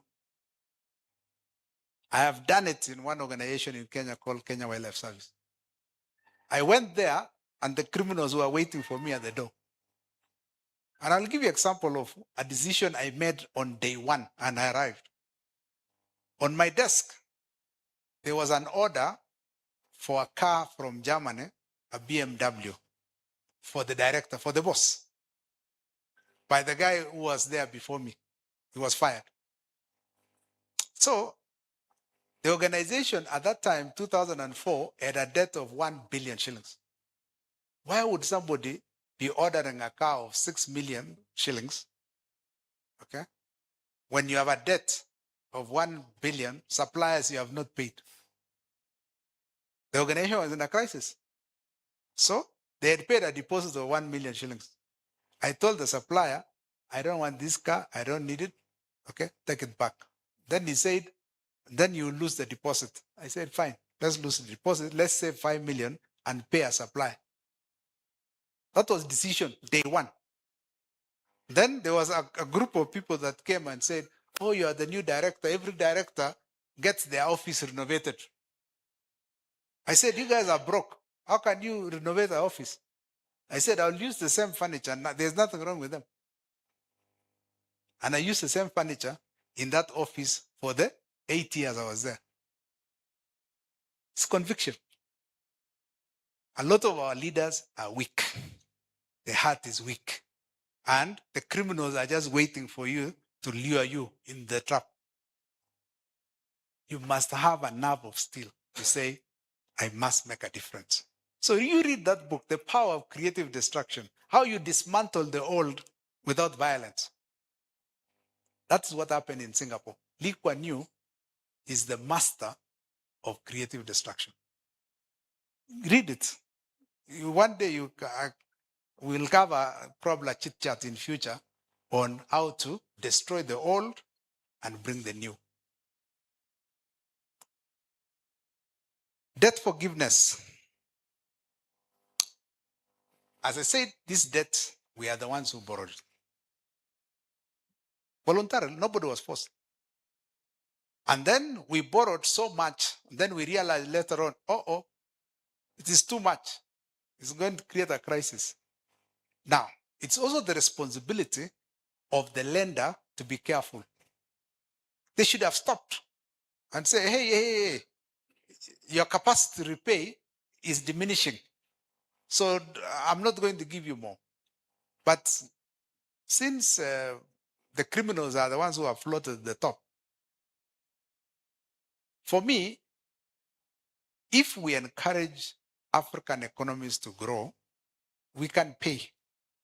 But because we are doing a lot of this with a lot of pain, all these global crises, a lot of pain, some form of debt forgiveness must happen. And say, we are sacrificing health, education, food, water. That's what we are sacrificing. So crises like, Ebola. Governments have no response mechanism because they are broke. But when there's a Mercedes to be bought for the new boss, money somehow finds its way. What's wrong with us? Whether you go in a Vitz or a Rolls Royce, you arrive at the same time. So there's a mental colonization. And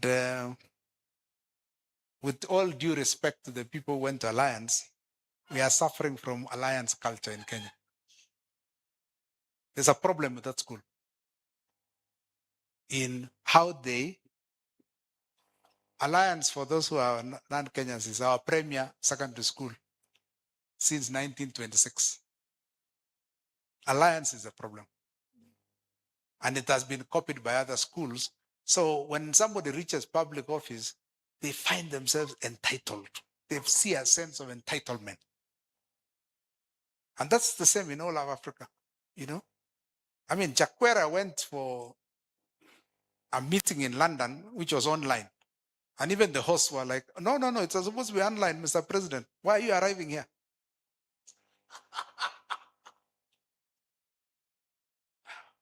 Why would you do that? Now he was defeated. I could see him, he was in a shock. The people like me. No, go home. And then the final think the elephant in the room.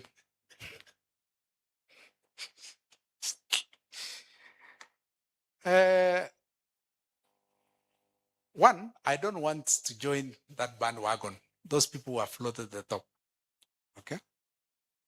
First of all, they wouldn't elect me because I don't bribe voters. I can't. I don't want to bribe anybody, and I'm not, in Kenya you bribe. Number two, I have done an experiment I worked for Kenya government for 20 years. Okay, top level. And for the institution I was in, I changed. But I left voluntarily because of conflict with guys who wanted to steal. And I told them, not in my watch. If you want to steal, I quit. And I resigned and left. And since that time, 2012, I've been in private sector, CEO level. So I still contribute. But when it comes to now issues of, say, something like the president's, those ideas I had around 2010, and I stopped it very fast. The reason was, one, to run a presidential campaign in Kenya, you have to be a billionaire. And to be a billionaire in Kenya, you have to steal. There's no way. There is no other way. There is no billionaire who runs an industry. No. All billions come from taxes. So I can't. Because you have tend to have billions of money to bribe voters. The church, see, you had your candidate in the last election, Mukaji.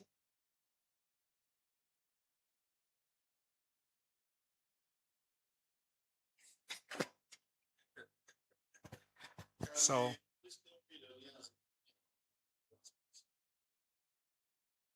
there are no Christian billionaires. They are Christian thieves, yes, but not billionaires.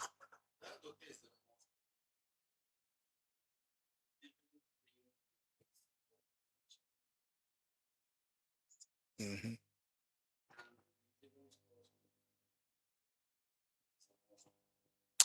If I was to, let's say I stand and then I sit on a platform and preach the right things, I guarantee you, I will not get more than 10,000 votes. I can't. I can't. Thank you. Good luck, guys.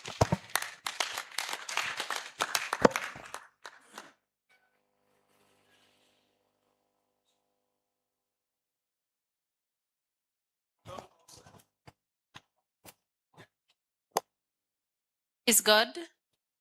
Can we clap for him again? Thank you very much, Daktari, for everything you've told us. I know you've given us a homework, which I really pray that God will help us because it is a huge elephant. But he knows why at such a time like this, you have come to tell us that. May his will be done. And I want to ask that God blesses you, gives you platforms to continue enlightening people, and especially help you and talk to you, that you in a special way touch even the government of Kenya. That is my prayer. And before I give this gift, I would really want to thank you so much for the cooperation you've given unto me during this session. Possibly I have not given you the opportunity to ask your question. Forgive me for that. And let's encourage our speaker as he gets this gift. I would like all of us to leave what we have in our hands and then do 5 factorial clubs. That is, we begin with 1, 2, 3, 4, 5. 1, 2, 3, 4. 1, 2, 3. 1, 2, and then 1. Are you ready? Ready? Aya, 3, 2, 1, go. 1, 2, 3, 4, 5. 1, 2, 3, 4. 1, 2, 3. 1, 2, 1.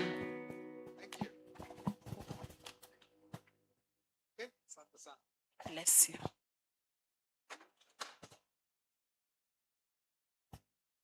I hope you don't leave immediately so that we do some private consultation. Thank you very much. God bless you. Do not forget to lean forward, lean backward, to the right, to the left, stand up, sit down, and the sleep goes away. And it went away. Thank you very much, my sister, Reverend Eunice. You did an outstanding job. I heard some people saying Europeans have time. I mean, Europeans have watches. Africans have time. I've seen it today. I just decided to put my watch out aside because these Africans in the house had time to engage with Dr. Julius. You'll agree with me. It was the best way of ending today. And you know, God is the chief planner. We wanted to put this in the morning. Yes, it would be good there, but I think it was better now so that we close today's business with this powerful presentation and this dynamic challenge. If you still cannot speak the communal language after this one, it will be difficult for you to catch up. We have been driven to the point where we should know what we should be doing and what we should be saying. Thank you so much for organizing such a powerful speaker to be with us and to illuminate us in the way that he did. The question that you asked, Dr. Fonke, I heard it. But why such a person is wasted? And we are wasting many in Africa. So it's time that we should work together as the church and find our way into influencing issues of leadership. He repeated this thing about leadership. And you may look at it from whichever way. It's leadership. That is the issue. That's why Africa is like this. It's leadership. So let us speak the language. We have come to the end of business today. Yes, much after the scheduled time, but we do not blame anybody. We thank God for this session. We are going to break, allow people to rearrange this space for the social evening that we are going to have.